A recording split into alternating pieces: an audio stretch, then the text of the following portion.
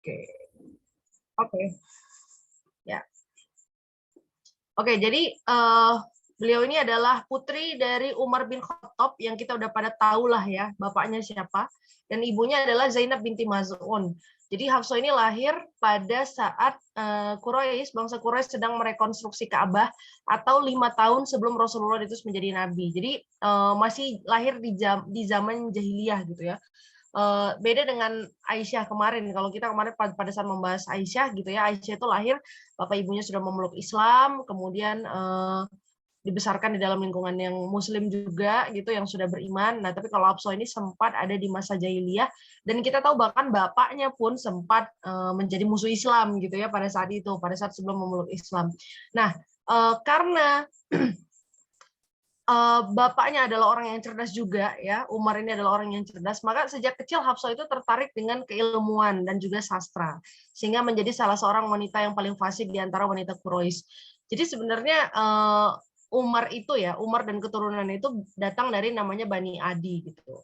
Jadi bukan salah satu suku yang terpandang, bukan salah satu kaum yang punya kemuliaan sebagaimana mungkin Bani Hashim ya, Bani Hashim itu turunannya Rasulullah SAW, atau misalnya seperti bani-bani lain yang juga punya keutamaan ya. Tapi kalau Umar ini dari kaum yang biasa aja gitu. Maksudnya tidak punya keistimewaan khusus lah di antara bangsa-bangsa Arab.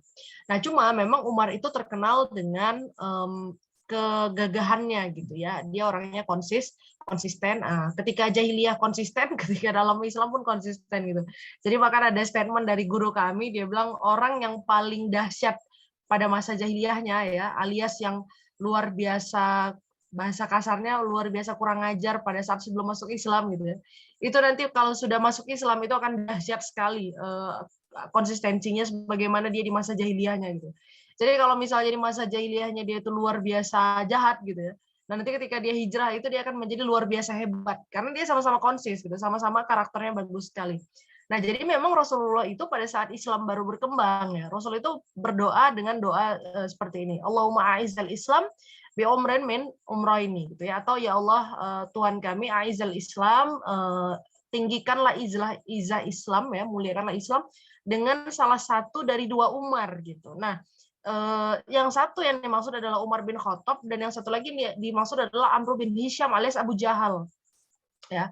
Jadi Rasul emang ngelihat karakter kedua orang ini, kalau misalnya ini salah satunya masuk Islam, nih Islam lebih kuat gitu. Jadi Rasul tuh udah menilai ya karakternya, walaupun mereka jahiliyah pada saat itu, tapi Rasul tetap bisa menilai karakter baik. Nah ini tuh jadi teguran buat kita ya. Jadi kalau misalnya kita lihat ada orang belum masuk Islam, belum beriman, tapi punya karakter baik, nah itu jangan dimusuhi, tapi justru kita harus melihat dia sebagai modal, wah ini orang kalau jadi pejuang Islam nih bakal luar biasa gitu. Misalnya kita ngelihat ada politikus yang masih dalam kondisi kafir ya, belum masuk Islam, kemudian dia terlihat sangat konsisten membela agamanya gitu.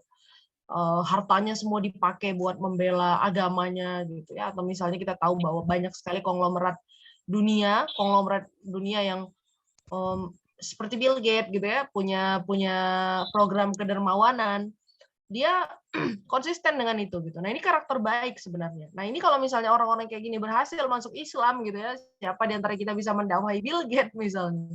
Ini dia akan menjadi luar biasa dalam keislamannya. Kenapa? Karena orang yang luar biasa pada masa jahiliyahnya itu akan menjadi sangat luar biasa juga ketika dia memeluk Islam. Nah, Rasul melihat karakter itu. Jadi Rasul melihat karakternya itu berbeda. Kalau Umar, karena dia orangnya konsisten, ya dia kalau iya enggak gitu, dia tegas. Nah sementara Amr bin Hisham alias Abu Jahal, kenapa Rasul melihat oh ini kalau masuk Islam luar biasa nih, karena Abu Jahal itu adalah salah satu pemimpin bangsa-bangsa Arab yang mana dia dulu punya nama asli Abu Hakam ya, alias bapak kebijaksanaan. Nah, tapi karena gengsi meluk Islam, dia tahu Islam itu benar tapi gengsi, akhirnya dia dipanggil Abu Jahal. Yang ngasih nama Abu Jahal itu nabi ya. Maksudnya itu ini orang udah tahu Islam benar tapi nggak mau masuk Islam, bodoh sekali gitu. Makanya dikasih nama Abu Jahal sama Nabi. Jadi Abu Jahal itu nama panggilan yang Nabi yang buat gitu, karena ini orang kenapa mempertahankan gengsinya gitu ya, sehingga menjadi Abu Jahal. Nah jadi ketika Rasul melihat 2 orang ini kemudian berdoa Allahumma izzil Islam ya bi Umar bin Amr ini, tolong ya Allah ini dari 2 Umar ini, Umar dan Amru, tolong engkau pilihkan satu pun nggak apa-apa gitu ya, satu pun nggak apa-apa untuk bisa membela Islam. Nah ternyata Allah memilih Umar bin Khattab, ya Umar bin Khattab radhiyallahu anhu, dan menyisakan Amr bin Hisham yang kemudian meninggal dalam keadaan kafir. Ya, kenapa? Salah satu hikmahnya, kenapa Allah kemudian memilih Umar bin Khattab? Karena Umar ini karakternya bagus, ya karakternya bagus.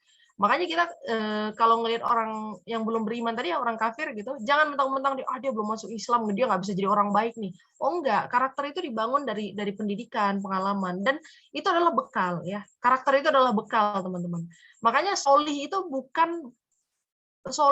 bukan cetakan plek gitu. Jadi misalnya solih itu adalah yang A B C D, enggak. Tapi solih itu karakter. Jadi dia dibangun, ditumbuhkan ya, dibibit gitu. Makanya di dalam dunia ini nggak pernah ada orang yang terlahir soleh ya, nggak mungkin. Karena soleh itu dia dikembangkan ya, dibibit, dibangun. Nggak ada cerita kayaknya saya nggak bisa jadi anak solehah deh kak. Kenapa? Ya saya dari sananya bejat. Nggak bisa. Karena kita semua dilahirkan dalam keadaan fitrah. Nah fitrah kesalihannya itu dikembangkan, dirawat, dibibit, dikembangbiakan gitu.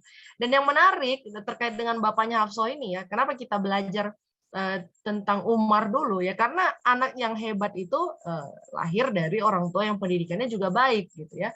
Nah Umar ini dulu benci sekali terhadap Islam ya, benci sekali.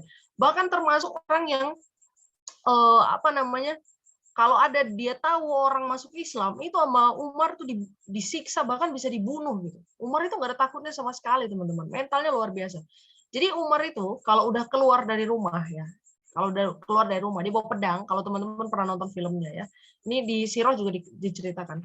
Umar itu kalau udah keluar rumah itu di bajunya ya, di dadanya itu ada bulu ya, ada bulu, bukan bulu ayam, mau burung unta gitu ya. Jadi panjang, gede gitu. Ditaruh di dadanya. Itu kalau udah naro kayak gitu, itu artinya mau perang. Ya, dan itu adalah simbol. Umar itu kalau udah keluar bawa pedang, itu opsinya cuma dua. Musuhnya mati atau dia yang mati. Gila kan? Jadi nggak ada cerita kalah gitu. Musuhnya yang mati atau dia yang mati. Jadi segitu pemberaninya Umar. Nah, Umar ini pada saat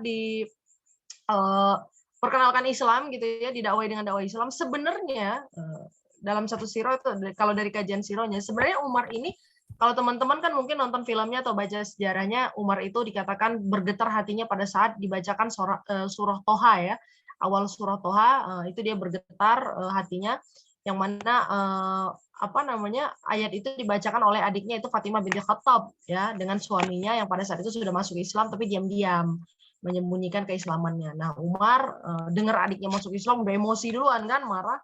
Nah, ternyata di situ mendengarkan lantunan surah Toha dan akhirnya masuk Islam gitu. Tapi sebenarnya sebelum itu Umar itu sebenarnya sudah tergerak hatinya, cuman masih gengsi. Gitu. Umar itu tergerak hatinya dengan bacaan Al-Quran. Jadi sebenarnya teman-teman, Abu Jahal ini juga ada sejarahnya. Abu Jahal itu pun hatinya pernah tergerak karena dengar pembacaan Al-Quran tilawah. Maka kita nggak bisa menganggap tilawah Quran itu enteng, nggak bisa. Alah baca Quran doang, ya. Alah baca Quran aja pun nggak bisa. Jadi tilawah Quran itu teman-teman, dalam sejarah panjang sekali sampai dengan hari ini, berapa banyak orang yang mendapatkan hidayah karena pembacaan Al-Quran. Ya, termasuk tokoh-tokoh besar di masa dahulu. Karena ternyata Quran itu, ya, kalau teman-teman ada yang sedang menghafal Quran atau sedang berusaha mempelajari Al-Quran, kita tuh selama ini mungkin yang membuat kita sulit mempelajari Al-Quran adalah karena kita pakai sistem terbalik. Kenapa sistem terbalik? Kita tuh menyadarinya kayak gini. Kita tuh selalu berpikir bahwa Quran itu adalah sesuatu yang baru, yang berasal dari luar diri kita, dan kita masukkan ke dalam diri kita sebagai sesuatu yang baru. Ya, jadi kayak benda asing dimasukin ke dalam diri kita gitu. Kayak dulunya belum ada di badan kita terus kita masukin. Kalau kita pakai mindset ini, Quran tuh susah dihafal dan susah dipelajari. Kenapa? Karena kita menganggap Quran itu barang baru dan barang asing. Karena datang dari luar diri kita. Tapi sebenarnya Quran itu sudah diinput sama Allah, diinstal sama Allah pada saat kita sebelum lahir di dunia, sudah diinstal 30 juz itu di dalam diri kita. Ya, dikumpulkan di dalam kolbu, di dalam hati ya. Kata Allah, dan kami kumpulkan Quran itu di dada kalian. Maksudnya di dalam hati kita ya, di sudur itu dada. Jadi semua yang ada di dada kita itu terkumpul keimanan dan Quran. Makanya kalau kita pakai mindset kayak gini ya, bahwa Quran itu sudah terinstal di dalam diri kita, setiap kali kita menghafal ayat Quran yang baru, setiap kali kita membaca Al-Quran, mempelajari Quran, kita itu nggak akan lagi menganggapnya benda asing, tapi kayak memanggil keyword gitu ya, mengetikkan keyword yang ada di dalam diri kita untuk muncul. Nah, kalau mindsetnya kayak gini lebih gampang belajar Al-Quran. Karena kita udah yakin dia udah dari dalam diri kita. Gitu. Nah, itu teman-teman ya. Jadi kalau belajar Al-Quran itu nanti jangan merasa bahwa itu adalah benda asing. Enggak. Tapi dia adalah sesuatu yang sudah ada di dalam diri kita dan kita tinggal panggil aja ya. Ketikan keywordnya dia akan keluar. Oke. Nah, kemudian karena keluar biasaannya Umar ini gitu ya, pada saat beliau masuk Islam, kan beliau kan pada saat begitu masuk Islam ya, menyatakan mau masuk Islam, akhirnya beliau datang ke Darul Arqam. Darul Arqam ini kayak tempat meetingnya orang-orang Islam pada saat itu yang sudah beriman. Ya, Umar jalan dari jauh gitu, dari jauh bawa pedang kan, masih bawa pedang panjang. Jadi ada bedanya teman-teman. Kalau pedang pendek itu buat senjata sehari-hari. Mungkin kalau kita kayak mau motong-motong tebu gitu ya, motong-motong pohon, nah itu dulu pakainya pedang pendek. Tapi kalau pedang panjang itu tandanya mau perang. Nah, Umar tuh datang bawa pedang panjang. Oh, ini mau bunuh orang nih gitu kan. Nah, jadi datang kayak gitu mukanya sangar ya. Jadi dari semua sahabat Rasul, Umarnya yang paling tinggi. Tingginya diperkirakan sekitar 2,2 meter dalam satu ini ya perbandingan ya ini fisik-fisiknya sahabat Rasul. Saking tingginya Umar tuh kalau naik kuda kakinya nyeret ke tanah. Tinggi banget ya, 2,2 meter, luar biasa. Jadi udahlah bawa pedang ya, orangnya tinggi, jalannya begitu, muka sangar, siapa yang nggak takut? Sahabat-sahabat dari Darul Arqam itu 2 tingkat ya. Jadi kalau orang bangga dengan punya rumah gedong, dari zaman dulu juga rumah udah gedong. Darul Arqam itu 2 tingkat. Nah, sahabat-sahabat itu pada ngumpul di lantai 2, gitu. Di lantai 2 di bagian atas. Terus dari celah-celah pintu itu ya, ada yang ngintip gitu. Rasul, Umar mau ke sini gimana ini? Kata Rasul, sudah tenang dulu. Ini Umar mau ke sini kita wah habis nih kita dia tahu kita ngumpul di sini kan. Rasul tuh ya namanya juga seorang nabi, tenang aja sudah tenang. Terima dulu gitu kan. Dia ketok pintu, sahabat-sahabat yang lain udah jaga-jaga nih. Rasul udah ditutupin gitu ya, udah ditamengin. Pas dibuka, nah, dia datang wajah sangar tanpa basa-basi, tanpa babi bu langsung bilang apa? Ya Muhammad, aku ingin masuk Islam. Ya, tanpa babi bu gitu. Teman-teman yang lain tuh sahabat yang serius gitu. Ya udah, Rasul tahu bahwa hidayah udah datang ke dalam hatinya Umar, maka kemudian disyahadatkan. Nah, begitu disyahadatkan, Umar cabut langsung. Apa yang beliau lakukan? Beliau pergi ke tengah-tengah kota Mekah, ke tempat yang agak tinggi gitu ya, yang bisa mengumumkan sesuatu. Terus dia naik, dia bilang, wahai seluruh penduduk Mekah, aku Umar bin Khattab hari ini sudah masuk Islam. Semua yang dulu membenci, wah serius ini Umar masuk Islam gitu. Itu Umar dipukulin, diserang sama orang-orang Quraisy ya, jahil apa namanya kafir Quraisy, dipukulin. Oh, tapi kan Umar tinggi, jago berantem juga. Begitu mau dipukulin balik sama Umar bonyok. Besoknya gitu lagi diumumin lagi. Wah, para bangsa Quraisy, aku Umar telah masuk Islam dan mengikuti ajaran Muhammad. Dipukulin lagi, diberantemin lagi sama Umar, bonyok-bonyok lagi. Begitulah sampai kemudian tidak ada lagi orang yang berani ngejahatin Umar. Karena setiap kali mau diajak berantem, dipukulin sama Umar. Jadi orang yang luar biasa pada masa jahiliyahnya, dia akan luar biasa juga pada masa keislamannya ya. Makanya kita jangan sepele sama orang yang wah ini masih belum beriman, masih kafir gitu. Jangan sepele. Kalau karakternya baik, maka dia akan bisa menjadi pembela Islam gitu ya. Nah, dengan karakter bapaknya yang seperti itu, kita pasti tahu bagaimana pendidikan anak-anaknya gitu ya. Jadi Hafsah ini tertarik dengan keilmuan, nanti juga kita akan lihat bagaimana Hafsah bisa menjadi pengajar hadis ya, pengajar fikih.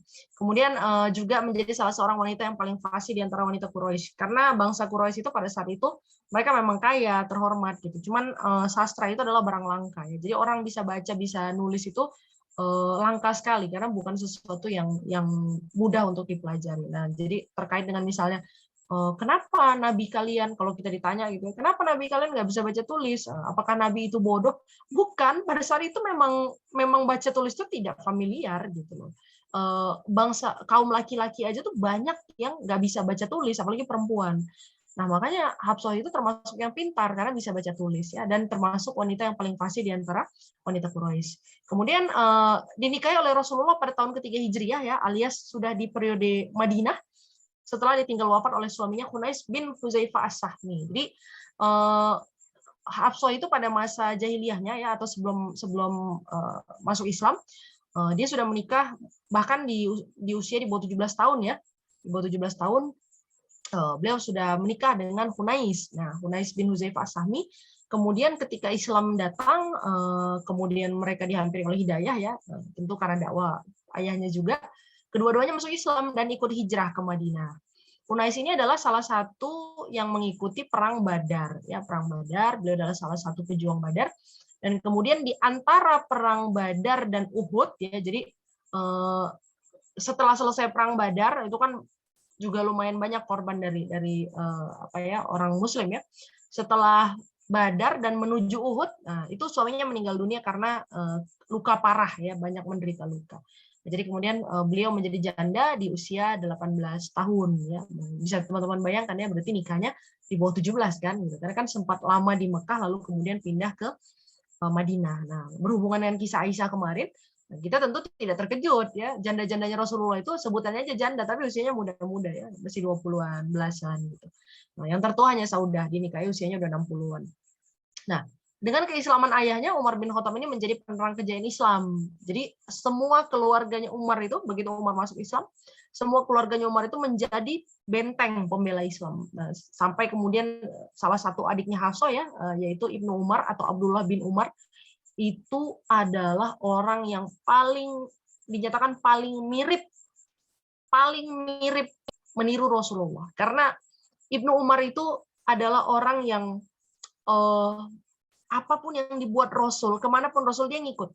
Sampai cara berpakaian, cara jalan, cara bicara, cara makan, cara tidur, dia amati Rasulullah semirip-miripnya dia tiru. Luar biasa ya. Kalau kita kan sekarang sunnah milih. Kita mau mengikuti Rasul, iya, tapi milih sunnah yang gampang-gampang. Bohong berarti. Yang namanya sunnah itu nggak boleh dipilih-pilih. Kalau udah disebut sunnah, ya sunnah Rasulullah, kebiasaannya Rasul, cara bicaranya Rasul, cara tidurnya, cara makannya, ya ikutin. Ya, Rasul nggak pernah minum berdiri, ya jangan minum berdiri. Ya, Rasul itu misalnya tidurnya itu tidak terlentang ini, ya kan, atau tidak telungkup, ya jangan ikutin gitu. Jadi kalau misalnya Rasul membuat sesuatu ya ikuti. Kalau Rasul nggak berbuat sesuatu ya jangan ikuti gitu. Jadi yang namanya mengikuti Rasulullah itu ya, Ibnu Umar itu bisa dikatakan sangat sangat identik ya mengikuti Rasulullah sampai yang sekecil-kecilnya, luar biasa itu. Nah, anak-anaknya Umar seperti itu dan tidak ada yang membangkang, ya, tidak ada yang durhaka. Nah, terus ada kisah yang lucu tapi romantis ya terkait Hafsah ini. Jadi begitu Hafsah menjadi janda ya, ditinggal wafat oleh Hunais, maka kemudian ya wajar lah ya seorang istri bersedih karena ditinggal oleh suaminya. Maka kemudian Umar pada saat itu melihat, wah ini anak saya kasihan banget, sedih banget gitu ya. Umar pun akhirnya inisiatif mencarikan penggantinya Hunais. Selesai masa iddahnya, Umar kemudian mau mencarikan suami untuk Hafsah. Ini ceritanya lucu tapi sedih ya, sedih tapi romantis lah gitu. Terus karena Umar ini best friend-nya sama Khulafaur Rasyidin, ya, yang pertama ditawarin sama Umar itu adalah Abu Bakar. Wah, Abu Bakar, engkau tahu anakku sudah ditinggal oleh suaminya, kata Umar. Aku ingin mencarikan suami buatnya gitu kan. Kalau aku lihat-lihat kan yang agamanya bagus nih di antara kita kan kamu nih gitu kan. Terus gimana, mau nggak gitu. Abu Bakar pada saat itu nggak jawab iya, nggak jawab enggak. Abu Bakar cuma diam saja, nggak merespon. Umar tuh kesel, bisa-bisanya dia ini gitu ya. Bisa-bisanya dia nggak ngerespon anakku loh ini. Emang anakku tuh kurang apa gitu. Anak ayah mah cantik. Bodinya juga bagus gitu kan. Jadi Umar itu ada merasa kayak gitu, ini anakku loh yang agamanya bagus gitu. Bisa-bisanya Abu Bakar nolak. Jadi Umar tuh marah. Karena Umar marah gitu ya, wah ini bisa-bisanya Abu Bakar nolak. Bukan nolak sih, nggak ngasih jawaban. Tapi kan kesel ya, kita nggak diiyain, nggak dienggain, itu kan kesel itu. Akhirnya Abu Bakar, opsi lainnya siapa? Utsman kan? Opsi lainnya kan Utsman. Utsman datang, karena usianya kan sebaya-sebayaannya, agak deket-deketan usianya. Ketika ditawarkan sama Utsman, kau tahu anakku sudah menjadi janda, kemudian aku ingin mencarikan suami pengganti untuknya, terus aku ingin menjodohkannya denganmu. Gitu. Apakah kamu mau menerima anakku gitu lah kira-kira ya? Kalau Utsman nggak diam, tapi menjawab. Kata Utsman, aku lagi nggak ada hasrat untuk menikah. Karena pada saat itu Utsman juga baru ditinggal oleh istrinya, yaitu adalah anaknya Rasulullah yang meninggal pada saat perang Badar. Makanya Utsman nggak ikut perang Badar. Ya.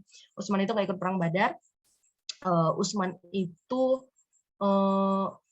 beliau itu mengurusi pada saat itu mengurusi siapa namanya Ruqayyah ya, mengurusi Ruqayyah yang pada saat itu sakit. Tapi Utsman tetap disebut ahli Badar, jadi dianggap peserta perang Badar. Karena memang pada saat sebelum perang Badar itu dimulai, beliau tuh persiapannya luar biasa. Tapi karena pada saat Ruqayyah sakit, maka Rasul menyuruh Utsman untuk menjaga Ruqayyah gitu. Sampai akhirnya pada saat perang Badar berlangsung, ya di situ Ruqayyah juga wafat. Maka Utsman tidak ikut dalam perang Badar. Nah, Utsman pada saat itu ya baru patah hati ditinggal sama Ruqayyah gitu kan, ditinggal sama istrinya, ditinggal wafat, maka dia bilang aku lagi nggak ada hasrat, lagi nggak pengen nikah nih gitu. Umar ya anaknya ditawarin kedua orang terbaik ya kepada kedua orang manusia yang terbaik gitu, terus ditolak, dua-duanya ditolak, ya Umar marah dong, apalagi Umar kan emang orangnya agak temper gitu ya. Umar tuh sakit hati terus ngadu sama Rasul, ya Rasulullah ini dua orang ini nggak sopan banget. Kira-kira gitu lah bahasanya. Ini anak saya, ini mau saya carikan jodoh terbaik. Saya tawarin sama Abu Bakar, nggak ada respon. Saya tawarin sama Utsman. Utsman bilang nggak mau. Saya marah nih, sakit hati. Rasul cuma nasihatin gini, wahai Abu Bakar, Hafsah akan menikah dengan seorang lelaki ya, yang jauh lebih baik daripada Utsman, dan Utsman pun akan menikah dengan wanita yang lebih baik daripada Hafsah. Maka apa yang terjadi? Hafsah kemudian menikah dengan Rasulullah, dipinang oleh Rasulullah, bener kan? Oleh lelaki yang lebih baik daripada Utsman. Sedangkan Utsman menikahi perempuan yang lebih baik daripada Hafsah. Siapa itu? Ummu Kulsum, putrinya Rasulullah. Jadi memang doa Rasulullah itu ini ya makbul gitu. Nah, tapi sebenarnya ada rahasia lain. Ini salah satu sirah ya, di sirah lain mengatakan, jadi alasan kenapa Abu Bakar itu diam adalah sebenarnya Abu Bakar itu mau. Abu Bakar tuh mau. Ini luar biasa ya, kisah persahabatan, the bromance-nya orang beriman tuh kayak gini. Jadi Abu Bakar tuh sebenarnya bukan nggak mau. Abu Bakar tuh mau. Tapi Abu Bakar pada saat ditawarkan oleh Umar untuk menikahi Hafsah, Abu Bakar itu nggak enak. Karena kabarnya Abu Bakar pernah melihat Rasulullah, dari sirat pandangannya Rasul itu, Rasul punya kecenderungan kepada Hafsah. Bayangin teman-teman. Jadi Abu Bakar tuh ngelihat matanya Rasul aja tuh udah tahu. Jadi bukan ini ya, bukan pengen deh nikah, enggak, tapi kecenderungan. Jadi kayak ada ketertarikan di matanya Rasul itu, ada keinginan juga gitu untuk itu Hafsah tuh kayaknya oke deh kalau misalnya dijadikan pasangan gitu. Jadi Abu Bakar itu tidak mau menjawab karena bingung mau jawab gimana gitu. Dijawab enggak, takut nyakitin hatinya Umar gitu. Dijawab iya, tapi Abu Bakar juga tahu Rasul juga punya kecenderungan gitu. Makanya dia diam, tidak merespon. Nah, ini adalah bagaimana orang-orang beriman tuh saling menghargai perasaan masing-masing gitu. Sampai akhirnya Umar pun paham gitu ya. Tapi tidak ada masalah di antara mereka. Walaupun Umar dan Abu Bakar itu karakternya berbeda, sangat berbeda ya. Abu Bakar itu pendiam, pemalu gitu, hatinya mudah menangis. Sementara Abu Bakar itu orangnya tegas ya, belak-belakan gitu, kalau iya iya enggak gitu. Makanya kan dikasih nama Al-Faruq. Al-Faruq itu pembeda antara yang hak dan yang batil. Jadi benar-benar kalau salah ya salah, benar ya benar. Nah, beda sekali, tapi mereka berdua saling menghormati ya, dan saling memuji, saling melempar pujian karena Allah gitu. Bukan memuji karena peres kan. Karena ada orang muji-muji biar dekat. Ih, kok cantik kali lah, apalagi cewek. Ih, kamu cantik, enggak, kamu lebih cantik, enggak, kamu lebih cantik, terus kayak gitu sampai kiamat, ya kan? Puji-pujian terus sampai kiamat. Nah, enggak kayak gitu. Mereka tuh saling melempar pujian karena kemuliaan yang dimiliki oleh sahabatnya. Nah, ini adalah sekilas tentang profilnya Hafsah ya. Kita bisa tahu bagaimana kehebatannya pendidikan dari Umar bin Khattab ini ya, dan kita akan pindah ke keutamaannya Hafsah. Nah, ada beberapa keutamaan Hafsah. Yang pertama adalah Hafsah itu memiliki kedudukan yang tinggi di hati Nabi. Ini bahkan ada hadisnya ya. Aisyah bahkan menyebutkan kedudukannya Hafsah di hati Nabi itu setara dengan kedudukan Aisyah di hati Nabi. Artinya apa namanya? Cintanya Nabi itu ya hampir-hampir setara lah dengan cintanya Nabi kepada Aisyah gitu. Dan mereka ini nggak cemburu-cemburan, cemburu-cemburu biasa, oke lah gitu. Tapi beberapa kali aku sempat sebutkan di kajian ini ya. Jadi istri-istri Nabi itu punya geng gitu. Bukan karena mau berantem, enggak, cuma kayak ini aja. Kan biasa ya kita punya teman banyak, biasanya kita lebih cenderung dekat ke beberapa orang gitu kan. Nah, jadi istri-istri Nabi itu yang gengnya Hafsah, Aisyah gitu ya, yang keturunan-keturunan apa namanya para sahabat, para orang mukmin, itu satu geng. Sementara satu geng lagi itu adalah keturunan orang-orang yang mungkin dulunya kafir, kan banyak juga istri Nabi yang masuk Islam ketika mau menikah dengan Nabi kan, misalnya seperti Safiyah, kemudian juga ada Juwairiyah, itu kan dulunya kafir, kemudian pada saat mau dinikahi sama Rasulullah masuk Islam. Nah itu satu geng gitu, jadi ada gengnya para anak-anak para sahabat ya, ada juga yang geng dari orang-orang biasa gitu. Nah jadi Hafsah sama Aisyah itu emang inilah bestie lah gitu, karena kan bapaknya juga sahabatan. Nah, Hafsah ini merupakan seorang penghafal sekaligus penjaga Al-Quran. Bahkan beliau diamanahkan oleh Abu Bakar untuk menjaga lembaran-lembaran Al-Quran yang telah berhasil dikumpulkan oleh Zaid bin Sabit sampai dengan zaman Khalifah Utsman. Jadi tadwin itu percetakannya. Jadi usaha pengumpulan Al-Quran itu sebenarnya dimulai pada saat masanya Abu Bakar. Di masa Abu Bakar, atau inisiasi untuk ada pertama kali ide kita harus kumpulin Quran nih gitu ya, biar orang-orang itu tidak jauh atau tidak hilang dari panduan Al-Quran. Nah itu di zaman Abu Bakar, yaitu tepatnya adalah setelah wafatnya Rasul. Jadi kalau ada yang bilang, oh Al-Quran itu kan baru dibukukan sekian tahun setelah Rasul wafat. Iya, itu baru dibukukan. Tadwin itu artinya percetakan. Ya.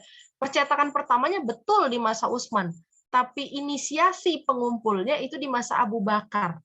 Prosesnya itu dari masa Abu Bakar, masa Umar, baru kemudian percetakan pertama itu adalah di masa Utsman bin Affan. Yang pertama sekali dicetak itu, cetakan pertamanya Al-Quran itu adalah 12 jilid, 12 eksemplar, bukan jilid, 12 eksemplar. Kenapa 12 eksemplar? 12 eksemplar Quran ini dibagikan ke 12 daulah Islamiyah. Jadi kayak kita tuh ada 12 provinsi gitu. Ya misalnya kayak Syam, kemudian ada Damaskus, ada apalagi ya pada saat itu ya, Mesir ya, Mesir sudah. Jadi pada masa itu udah ada daerah-daerah Islam, maka kemudian dibagikan kepada gubernur-gubernurnya. Nah, kenapa? Karena pada saat itu mereka berpikir, wah ini kalau misalnya negara-negara Islam tidak punya Quran yang tercetak gitu ya, mereka bakal belajar dengan apa? Apakah hanya mengandalkan hafalan? Ya kalau misalnya para hafiz yang wafat bagaimana gitu. Maka kemudian dimulailah inisiasi percetakan Al-Quran. Nah pada saat itu Quran yang pertama dicetak itu tidak berbaris, tidak berharokat. Aku punya buku, judulnya adalah, ada bukunya di situ ya, tapi susah ngambilnya agak jauh. Judulnya itu adalah The History of Quranic Text, alias sejarah teks penulisan Al-Quran. Jadi dulu Quran itu cetakan itu tanpa baris. Tapi kemudian para sahabat ini ya, para khulafa ini berpikir kalau orang asli Arab mungkin bisa baca, mungkin bisa ngerti karena itu bahasa aslinya. Tapi bagaimana dengan non Arab? Mereka pasti nggak bisa baca karena kan mereka bukan orang Arab, ya bukan orang Arab asli. Jadi nggak tahu kapan dibaca a i u a i u. Maka kemudian dimulailah Quran itu diberi harokat dan titik. Jadi dulu nggak ada titiknya teman-teman. Misalnya kayak fa, kof gitu, itu hampir nggak ada bedanya gitu. Kaf itu nggak ada apa namanya pancingan di tengahnya itu nggak ada. Akhirnya dimulailah itu ada apa namanya dikasih titik, dikasih harokat, ya kita kemudian mengenal fathah, kasrah, dhammah. Nah itu di masanya Utsman. Tapi masa pengumpulannya itu udah dimulai dari Abu Bakar sampai ke masa Utsman. Dan orang-orang yang berada dalam tim pengumpulan teks Quran ini bukan orang sembarangan. Ya, orang yang pernah bikin dosa nggak bisa masuk ke sini. Maksudnya dosa yang betul-betul apa ya, betul-betul kesalahan besar gitu, itu nggak bisa masuk tim itu. Karena orang yang mengumpulkan Quran ini harus terjaga hafalannya. Dan luar biasanya teman-teman. Jadi kalau ada yang bilang, wah Quran yang sekarang itu dibuat manusia, atau ada yang bilang, tau lah ya fitnah-fitnahnya musuh Islam, Quran yang sekarang itu udah hilang setengahnya. Itu bohong sekali. Kenapa? Karena pada saat masa pengumpulan itu, kalau ada satu ayat saja, contoh ya, aku melaporkan nih, saya pernah mendengar Rasulullah membacakan ayat ini, bla bla bla bla gitu ya, sampai dengan akhir, ilaih. Kemudian saya harus berhasil menghadirkan 4 orang yang menjadi saksi bahwa Rasul pernah menyampaikan wahyu itu, dan keempat orang ini harus menghafalkan redaksi yang sama. Jadi seluruh hampir 6.000 sekian ayat dalam Quran itu semua ada saksinya, teman-teman. Jadi itu bukan kerjaan mudah. Makanya butuh waktu puluhan tahun untuk mengumpulkan dan mencetak Al-Quran itu. Karena satu ayat saja, misalnya saya bilang, saya pernah mendengar Rasul menyampaikan ini, dia harus berhasil mengumpulkan 4 saksi yang menghafalkan redaksi yang sama tanpa perbedaan sedikit pun. Satu ayat. Bayangkan itu berapa ribu ayat. Ya, maka keotentikan Quran itu tidak bisa dibantah sampai dengan hari ini, tidak bisa berubah. Kenapa? Karena dari awal penyusunannya sudah seperti itu. Sangat diperhatikan detailnya dan sangat dipertanggungjawabkan. Bahkan ada istilah kayak gini, kalau misalnya dia ngaku dia hafiz penghafal Quran dan dia ketahuan pernah nongkrong di pinggir jalan, kalau kita sekarang ya, pernah ketahuan nongkrong-nongkrong di pinggir jalan, melakukan hal-hal yang tidak bermanfaat, itu hafalannya ditolak. Periwayatannya ditolak. Kenapa ditolak? Karena orang itu dianggap pernah melakukan hal yang sia-sia. Dan itu akan membuat hafalannya cacat. Jadi para penghafal Quran itu pada masa Rasulullah, akhlaknya terjaga, akidahnya terjaga, pergaulannya terjaga, dan mereka terjaga dari melakukan hal yang sia-sia. Segitu hebatnya. Ya, itu yang kita nggak tahu zaman sekarang masih ada apa enggak orang yang betul-betul. Kalau penghafal Quran zaman sekarang banyak, hanya menghafal saja banyak. Tapi kalau yang kualitasnya seperti itu, nah ini yang kita harus bertanya, seberapa banyak sisanya di dunia ini, gitu ya. Nah, kemudian itu adalah salah satu keutamaan Hafsah. Nah, Hafsah ini pernah ditalak oleh Rasulullah, ya, dengan talak 1. Nah, kenapa kita bicara seperti ini? Yaitu pernikahan Rasulullah itu untuk menegaskan menegaskan hukum-hukum Islam, ya. Dan kita harus paham tentang hukum talak gitu. Walaupun misalnya, tapi itu kan haknya di tangan laki-laki. Iya, haknya di tangan laki-laki, tapi bukan berarti perempuan nggak boleh belajar, harus belajar. Jadi jangan kayak perempuan di Indosiar ya, ditalak dikit lari dari rumah, nangis apa gitu, ngadu gitu. Aduh, tolonglah. Perempuan terus pintar, harus paham fikih-fikih dalam pernikahan, harus ngerti. Jadi nggak dibodoh-bodohi, nggak dipintar-pintari gitu kan. Mending dipintar-pintari daripada dibodoh-bodohi. Jadi harus paham hukumnya talak itu apa ya. Kayak kemarin kita minggu lalu bahas kasus Lesti sama Rizky Bilar kan. Minggu ini kita bahas lagi kayaknya. Karena kan yang baru keluar katanya Bilar mentalak 1 gitu ya. Ya Allah, dibahas lagi itu di mana-mana. Mentalak 1 Lesti dan kemudian bla bla bla segala macam. Banyaklah spekulasinya. Nah, kemudian kan kita harus bertanya, bagaimana hukum talak 1? Bagaimana hukum talak 2? Ya, bagaimana hukum talak 3? Gitu. Dan setelah talak 3, apa yang terjadi? Apa hak dan kewajiban seorang perempuan? Apa hak dan kewajiban seorang suami? Apa hak dan kewajiban seorang bapak terhadap anak? Siapa yang kemudian berkewajiban menafkahi? Ya, ini kan akhirnya banyak single parent, ibu-ibu yang harus alih profesi kan. Mending alih profesi pekerjaan, alih profesi dari ibu menjadi bapak. Single parent sih single parent, tapi jangan juga di situ dia jadi emak, di situ dia jadi bapak, salah peran gitu. Nah, akhirnya kan jadi begitu karena kenapa? Tidak paham fikihnya gitu. Bahwa sebenarnya ketika seorang lelaki berpisah dengan istrinya, ya, yang mempunyai tanggung jawab menafkahi itu bukan ibu dari anaknya. Kalau memang si laki-laki tidak punya kemampuan menafkahi, maka yang waduh, membahas talak. Saya juga agak ngeri-ngeri sedep nih bahasnya. Ya nanti kalau misalnya bisa dibahas ya insya Allah ya. Jadi yang mempunyai kewajiban untuk menafkahi anak, ketika misalnya bapak kandungnya tidak punya kemampuan menafkahi, apakah misalnya karena sakit keras, atau tidak punya pekerjaan gitu ya, maka kewajiban menafkahi itu jatuh kepada saudara laki-laki dari bapaknya. Bagaimana kalau bapaknya tidak punya saudara laki-laki, maka jatuh kepada kakeknya, kayak perwalian. Ya. Gimana kalau misalnya enggak juga, maka jatuh kepada keluarga laki-laki. Kayak perwalian dan pewarisan. Mirip ya, wali, waris, kan mirip. Jadi sebenarnya kewajiban menafkahi itu ada di pihak suami. Ya. Karena memang kan nafkah itu adalah kiswatuhunna. Ya. Jadi kiswah itu, nafkah laki-laki itu adalah 2. 1, kiswah itu pakaian. 2, makanan. Tapi itu sebenarnya juga mewakilkan. Jadi pakaian itu kan di luar ya, makanan itu kan dia di dalam dicerna. Maka kemudian ada yang mengartikan makanan dan pakaian itu sebagai kebutuhan lahir dan batin. Ya, makan itu kan kebutuhan lahir. Nah, gitu ya. Terus juga kiswa itu juga diartikan sebagai kasih sayang. Seperti pakaian yang menyelimuti kita, gitu, pakaian yang menghangatkan kita. Makanya laki-laki itu punya kewajiban itu, memberikan pakaian, memberikan makanan, alias memberikan kasih sayang, memberikan juga kebutuhan lahirnya. Jadi kebutuhan lahir dan batin. Nah, kayak gitu teman-teman. Ya, maka kemudian Hafsah pernah ditalak oleh Rasulullah dan dibela oleh malaikat Jibril. Jadi ceritanya gini. Ini ada kaitannya dengan asbabun nuzul surah At-Tahrim. At-Tahrim itu artinya pengharaman ya. Jadi ceritanya gini. Hafsah itu lagi pergi keluar rumah. Lagi keluar rumah ke rumah bapaknya, ke rumah Umar. Nah, Rasul itu punya budak. Budaknya itu namanya Maria Kiptiyah. Kalau teman-teman tahu ya, Maria Kiptiyah. Kenapa disebut Maria Kiptiyah? Karena dulu dia beragama Koptik. Koptik itu adalah agama agama aslinya bangsa Mesir. Kan dulu ada ya Bani Israel dan bangsa Kipti. Di zaman Nabi Musa udah ada itu, yang Nabi Musa menyaksikan pertengkaran antara Bani Israel dan bangsa Kipti. Kemudian Nabi Musa membela Bani Israel ya, karena memang merasa sebangsa. Lalu kemudian memukul si bangsa Kipti sampai akhirnya wafat, meninggal. Bayangin sekali pukul meninggal gitu. Luar biasa kuatnya Nabi Musa. Nah, Maria Kiptia ini adalah bangsa Koptik dan disebutkan bahwa Maria Kiptia ini adalah campuran. Jadi kayak kalau kita tuh kayak apa? Kayak Indo gitu ya. Nah, jadi Maria Kiptia itu bapaknya atau ibunya saya lupa, itu adalah orang Eropa. Makanya diceritakan secara fisik Maria Kiptia ini berambut pirang, bermata biru, berkulit putih. Wah, cantik banget kan? Bayangin, tapi dia statusnya budak karena dia dihadiahkan oleh Mukaikis.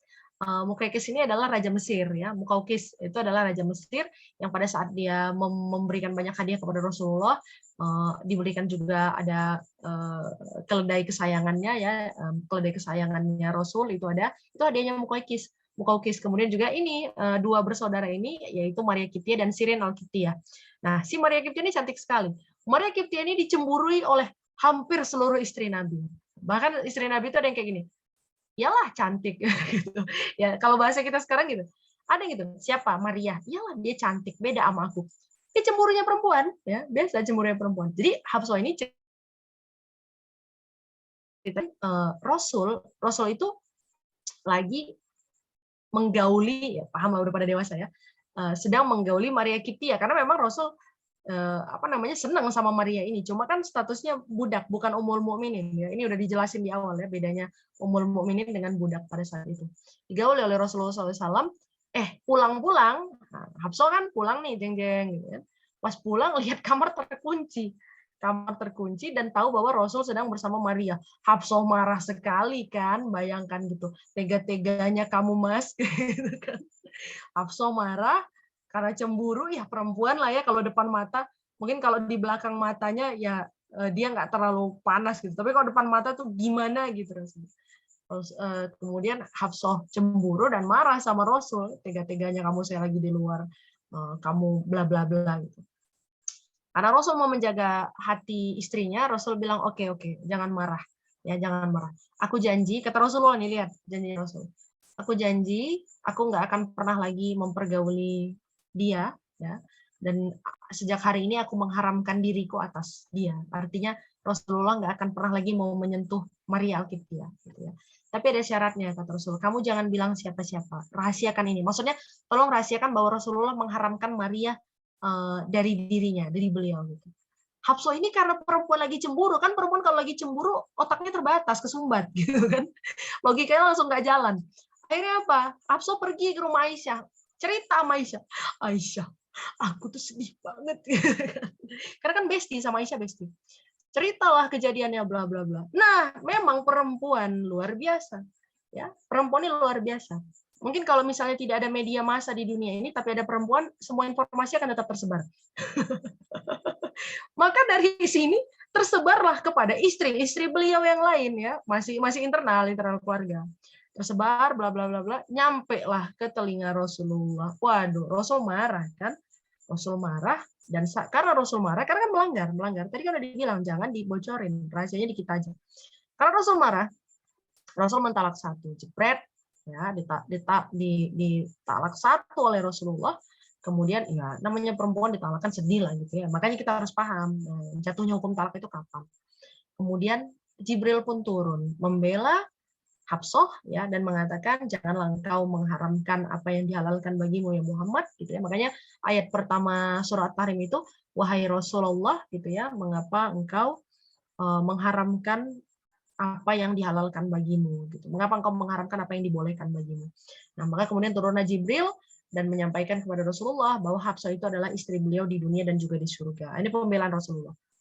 Nah, kemudian yang keempat adalah Hafsah ini memiliki kemampuan yang mana dia pandai baca tulis sehingga dapat dijadikan rujukan bagi para sahabat lain untuk masalah hadis dan ibadah ya. Salah satunya sebelumnya adalah Umar bahkan pernah bertanya kepada Hafsah, berapa lama seorang perempuan itu batas seorang perempuan itu bersabar di rumah suaminya setelah dia ditinggal. Misalnya kayak ada kasus suaminya pergi, kayak Bang Toib lah ya. Bang Toib kan 3 kali puasa, 3 kali lebaran, abang tak pulang-pulang kan gitu kan. Maka kemudian ini nggak boleh 3 kali puasa, 3 kali lebaran itu kan berarti udah 3 tahun ya. Jadi kata Hafsah ya, menurut apa yang beliau pelajari dari Rasulullah, jarak batas seorang perempuan boleh bersabar setelah ditinggal pergi suaminya itu adalah 4 sampai 6 bulan, itu maksimal. Makanya kalau teman-teman yang sudah menikah, coba lihat di buku nikahnya ada sigotahlik paling belakang ya, perjanjian pernikahan itu. Nah, di situ kan disebutkan 6 bulan tidak menafkahi lahir batin maka jatuh talak gitu. Karena memang dari hadisnya landasannya dari itu. Ya, bahwa Rasul memang mengajarkan itu 4 sampai 6 bulan tidak ada kabar, selesaikan gitu. Artinya dianggap sudah selesai. Nah, kalau misalnya mau bersabar ya Allah alam, tapi secara agama itu sudah selesai gitu ya. Sudah jatuh talaknya. Nah, di satu sisi yang lain kecerdasan Hafsah ini juga ikut membantu dakwah Rasulullah terutama pada saat turun perintah tahlik membotak. Jadi pada saat itu ceritanya gini, kan Rasul itu sepanjang hidupnya cuma 1 kali naik haji, teman-teman. Makanya kalau ada orang sepanjang hidupnya misalnya haji 7 kali, nggak usah lah. Rasul cuma sekali kok. Rasul itu cuma sekali naik haji. Jadi pada saat selesai haji, kemudian kan setelah itu ada tahalul ya. Tahalul itu memotong, sebenarnya tahalul itu cuma memotong 3 helai rambut saja. Perempuan kan juga gitu, cuma ujung rambutnya dipotong minimal 3 helai. Kemudian ada tempat, kalau yang pernah umroh atau haji pasti tahu ada tempat ngebuangnya gitu, ada tempat khusus untuk ngumpulin rambut-rambut yang sudah dipotong.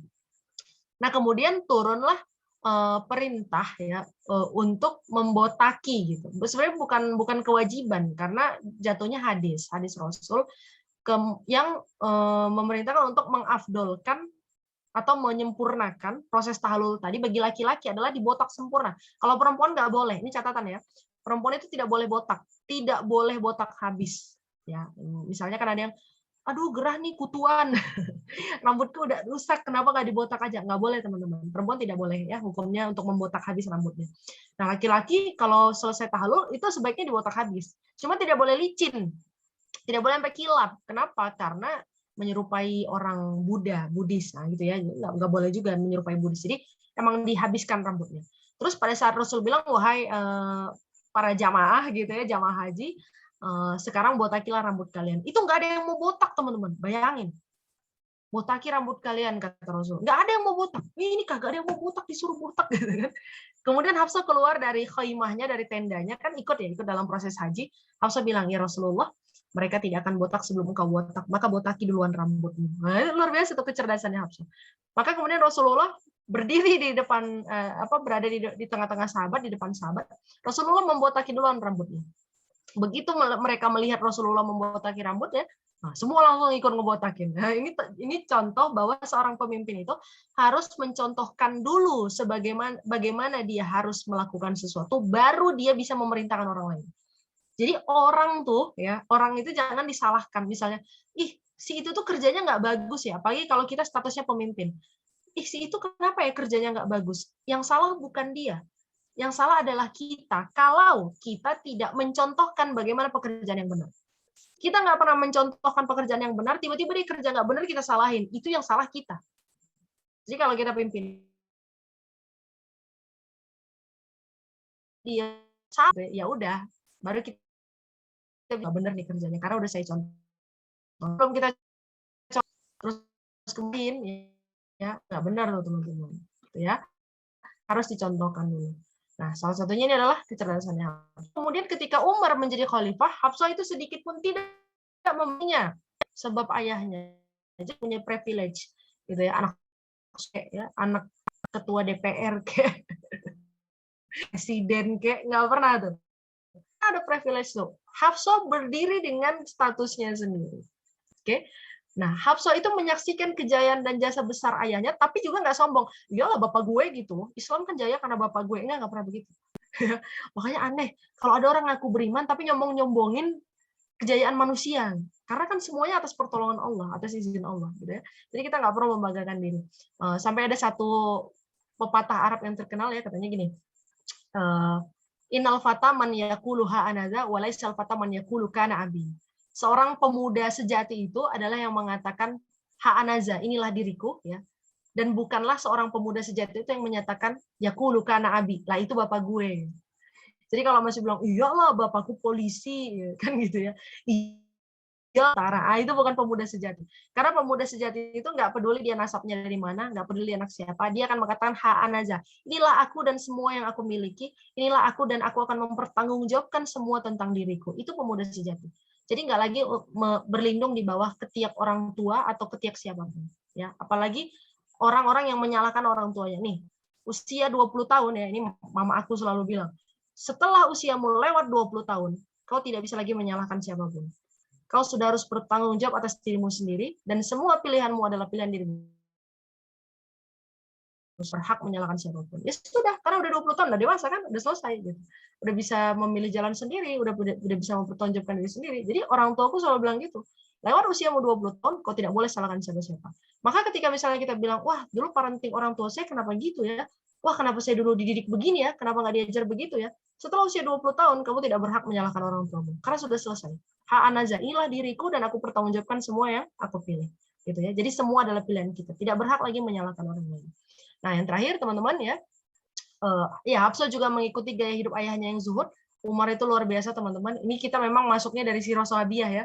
Kalau aku di sini, kalau di sekolahku ngajar, kami masuknya dari sirah Nabi, sirah Khulafaur Rasyidin, baru masuknya ke Daulah Islamiyah gitu. Urutannya begitu.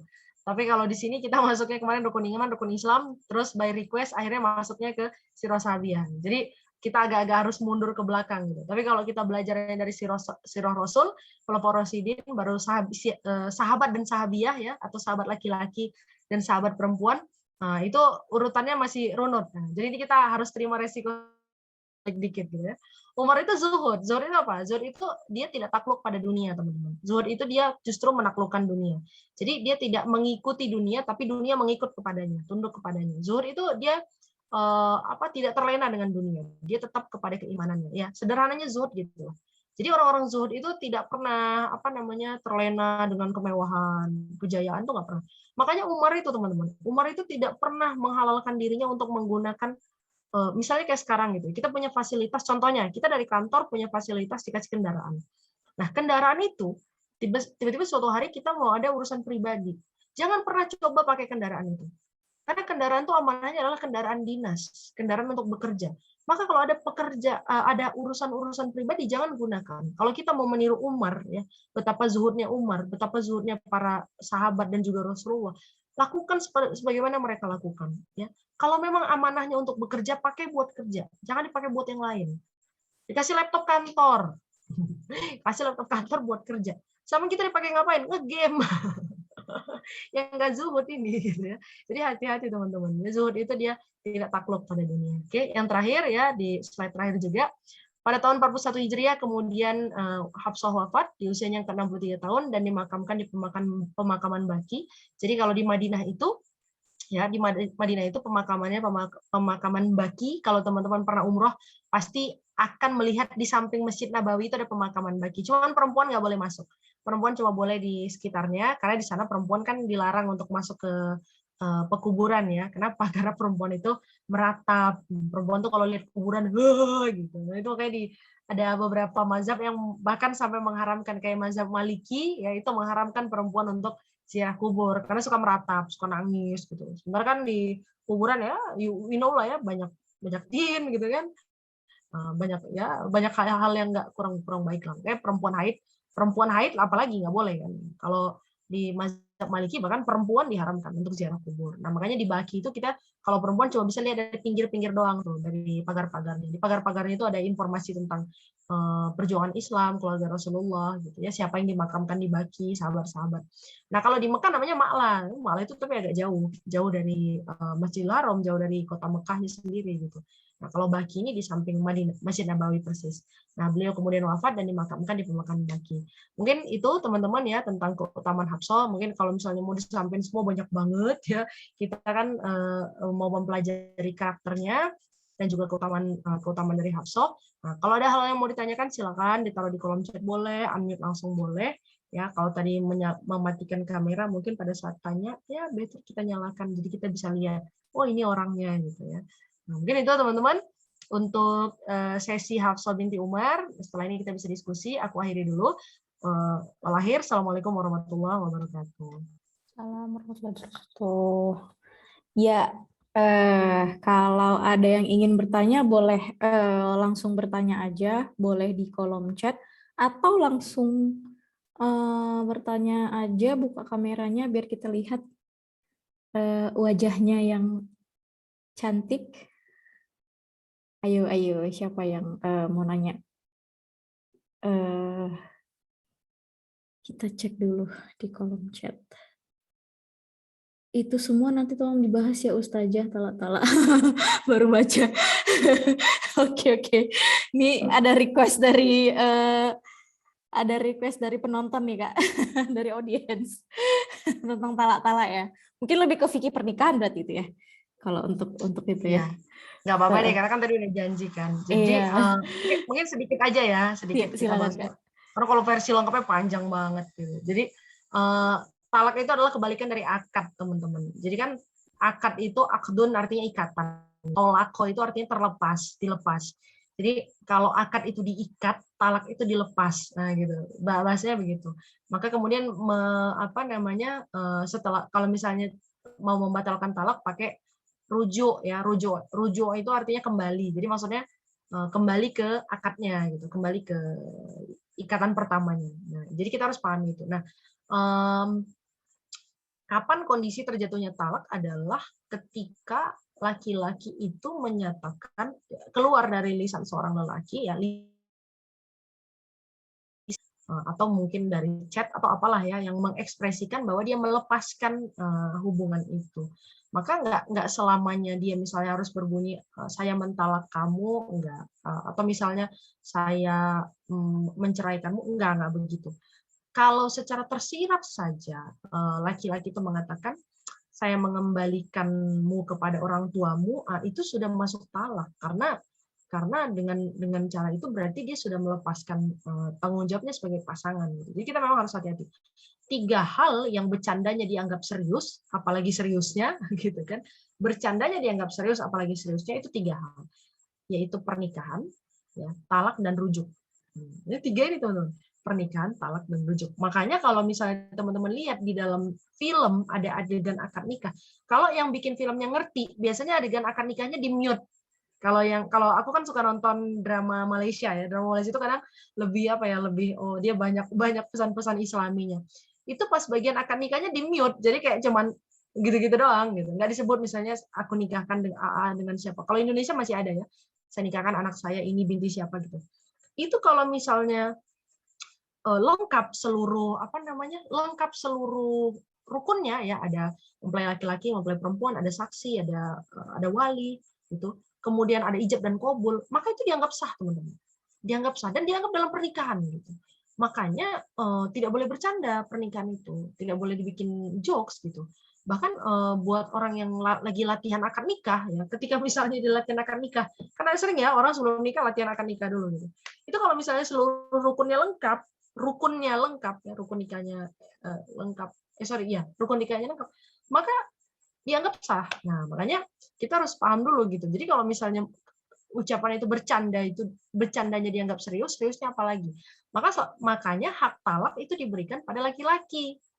Kenapa? Karena kalau diberikan sama perempuan, mungkin satu hari 10 kali ditalak laki-laki. Karena perempuan marah dikit minta pisah, ngambek dikit minta pisah kan gitu kan.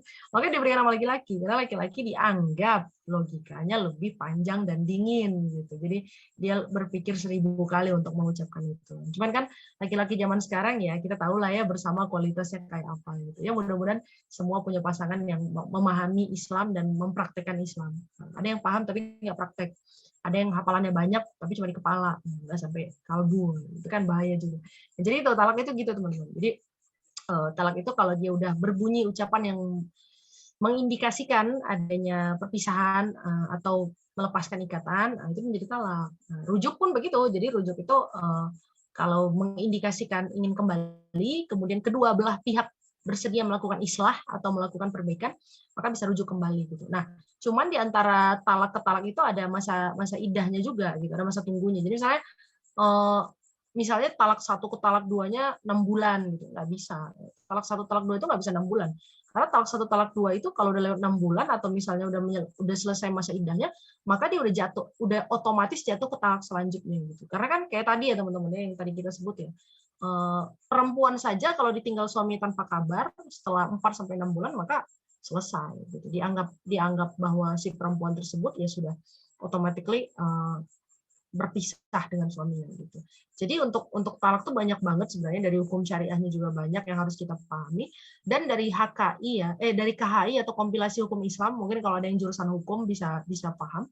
Kompilasi hukum Islam itu di Indonesia itu juga banyak yang menjelaskan tentang hak dan kewajiban, termasuk hukum-hukum pernikahan, hukum-hukum keluarga, itu banyak gitu. Jadi sederhananya seperti itu ya. Kalau misalnya ada indikasi berpisah, maka itu sudah masuk ke dalam ucapan talak gitu. Dan juga begitupun dengan rujuk. Dan satu hal teman-teman, ini mungkin pelajaran buat kita semua ya. Kalau terjadi sesuatu di dalam rumah tangga, misalnya berantem antara suami dan istri, ya, maka kemudian yang meninggalkan rumah itu adalah suami, tidak boleh istri. Jadi kalau istri keluar dari rumah pada saat ada masalah, itu salah. Ya, yang harusnya keluar suami. Jadi cewek-cewek jangan gampang ngambek.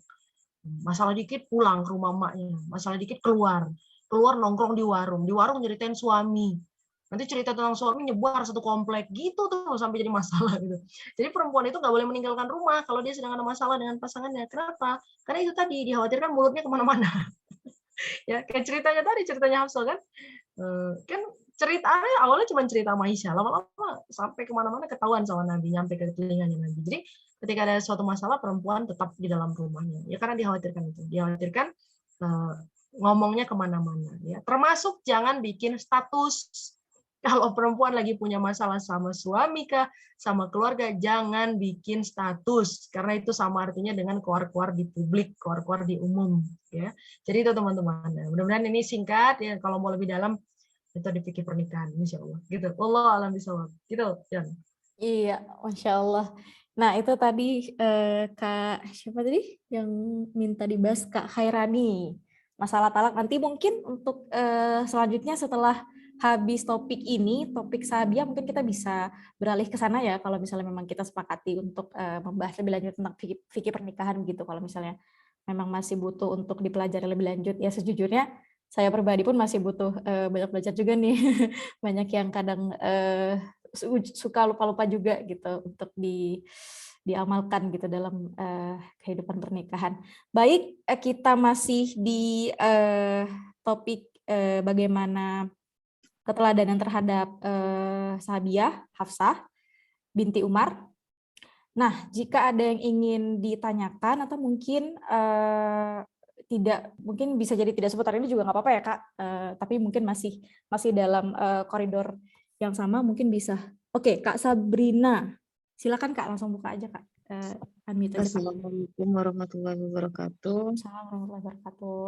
Maaf nggak bisa on cam, jadi tanyanya via suara aja.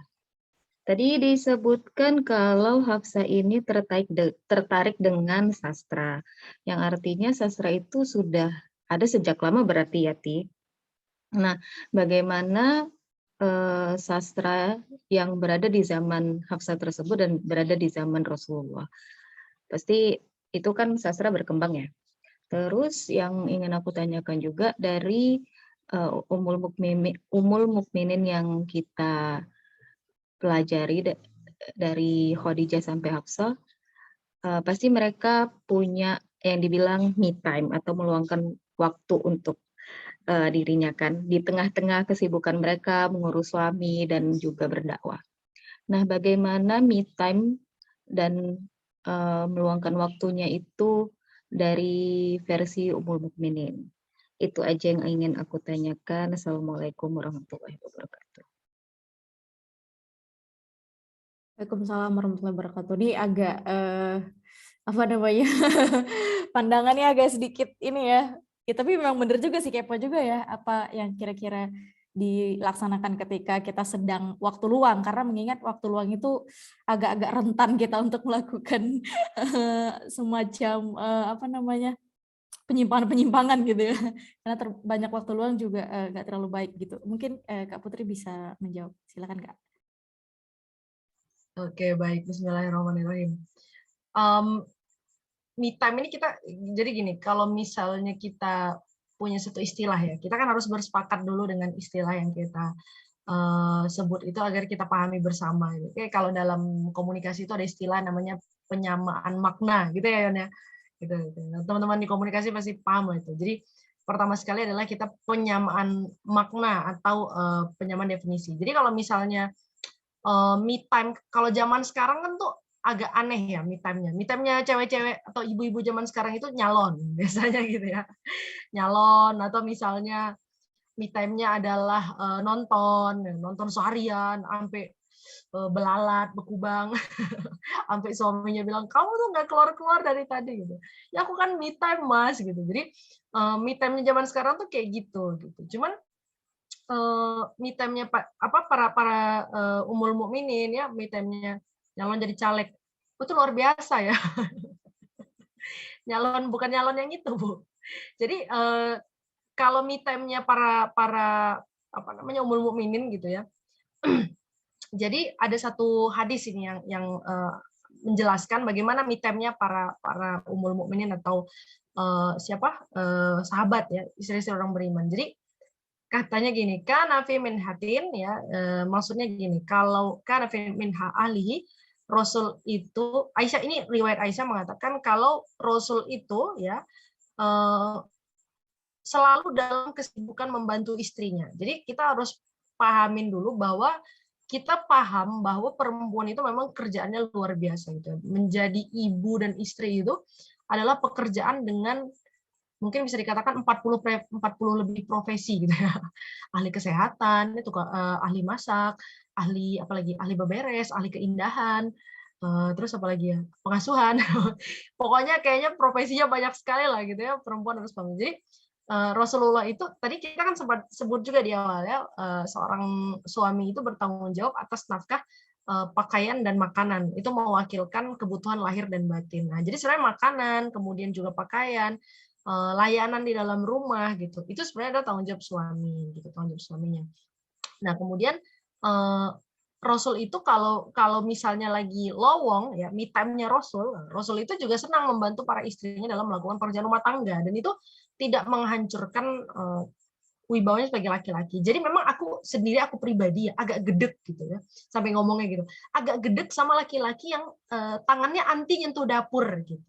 Seolah-olah harkat martabaknya jatuh kalau dia nyentuh dapur gitu kan.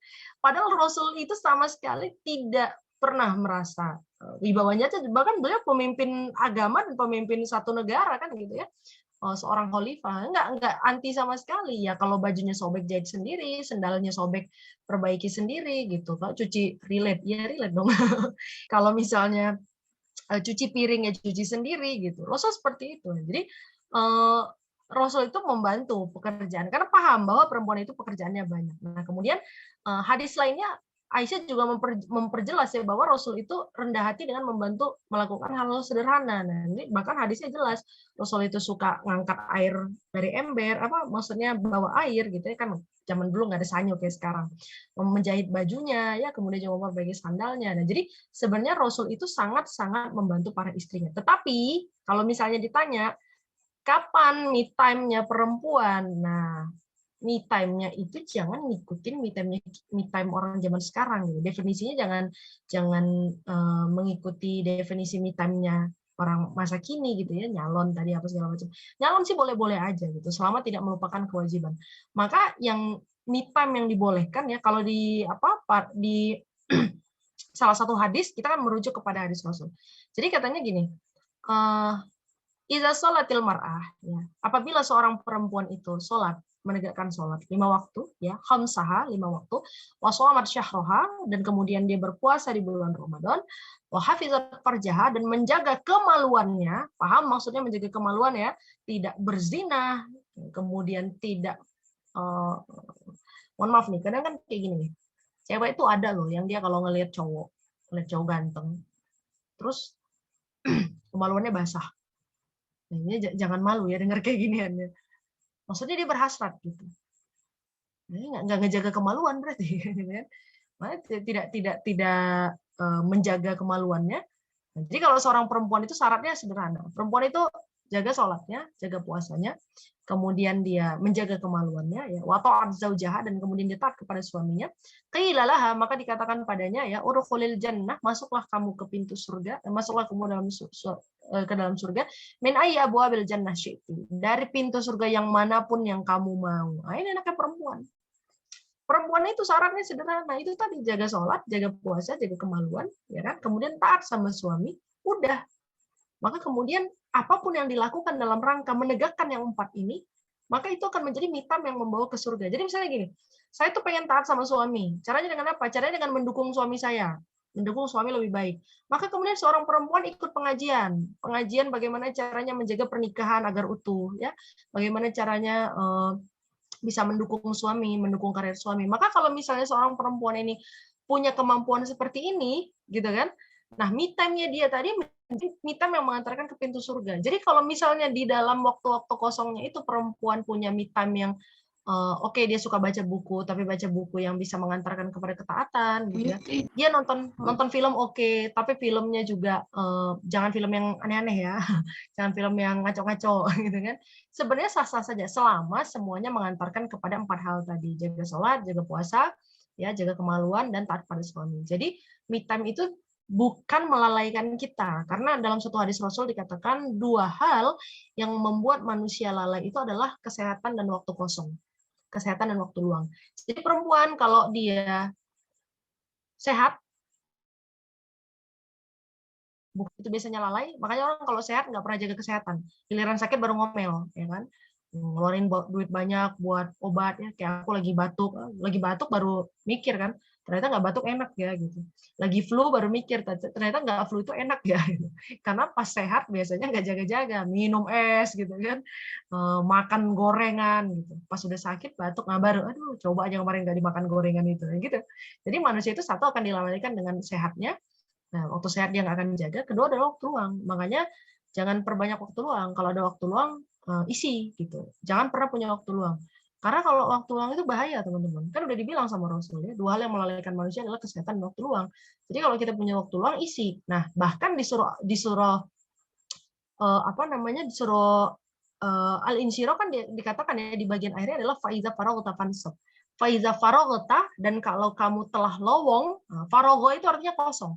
Kalau kamu telah lowong dari satu urusan alias sudah selesai mengerjakan satu urusan, fansab, maka bersungguh-sungguhlah untuk kerjaan selanjutnya. Maka me time itu bukan bermalas-malasan, tapi memang mengisi dengan pekerjaan yang lebih baik dan bermanfaat untuk mencapai ketakwaan tadi. Jadi bukan yang melalaikan gitu, insya Allah. Allah a'lam bishawab. Ti, yang sastra belum, Ti. Iya, boleh Kak. Yang mana? Tadi ada Sastra. pertanyaan masalah sastra juga. Oh, sastra. Kan- Iya, oke, sorry. Ya, masalah sastra. Sastranya gimana di masa Rasul dan masa para sahabi ya? Sama aja sih.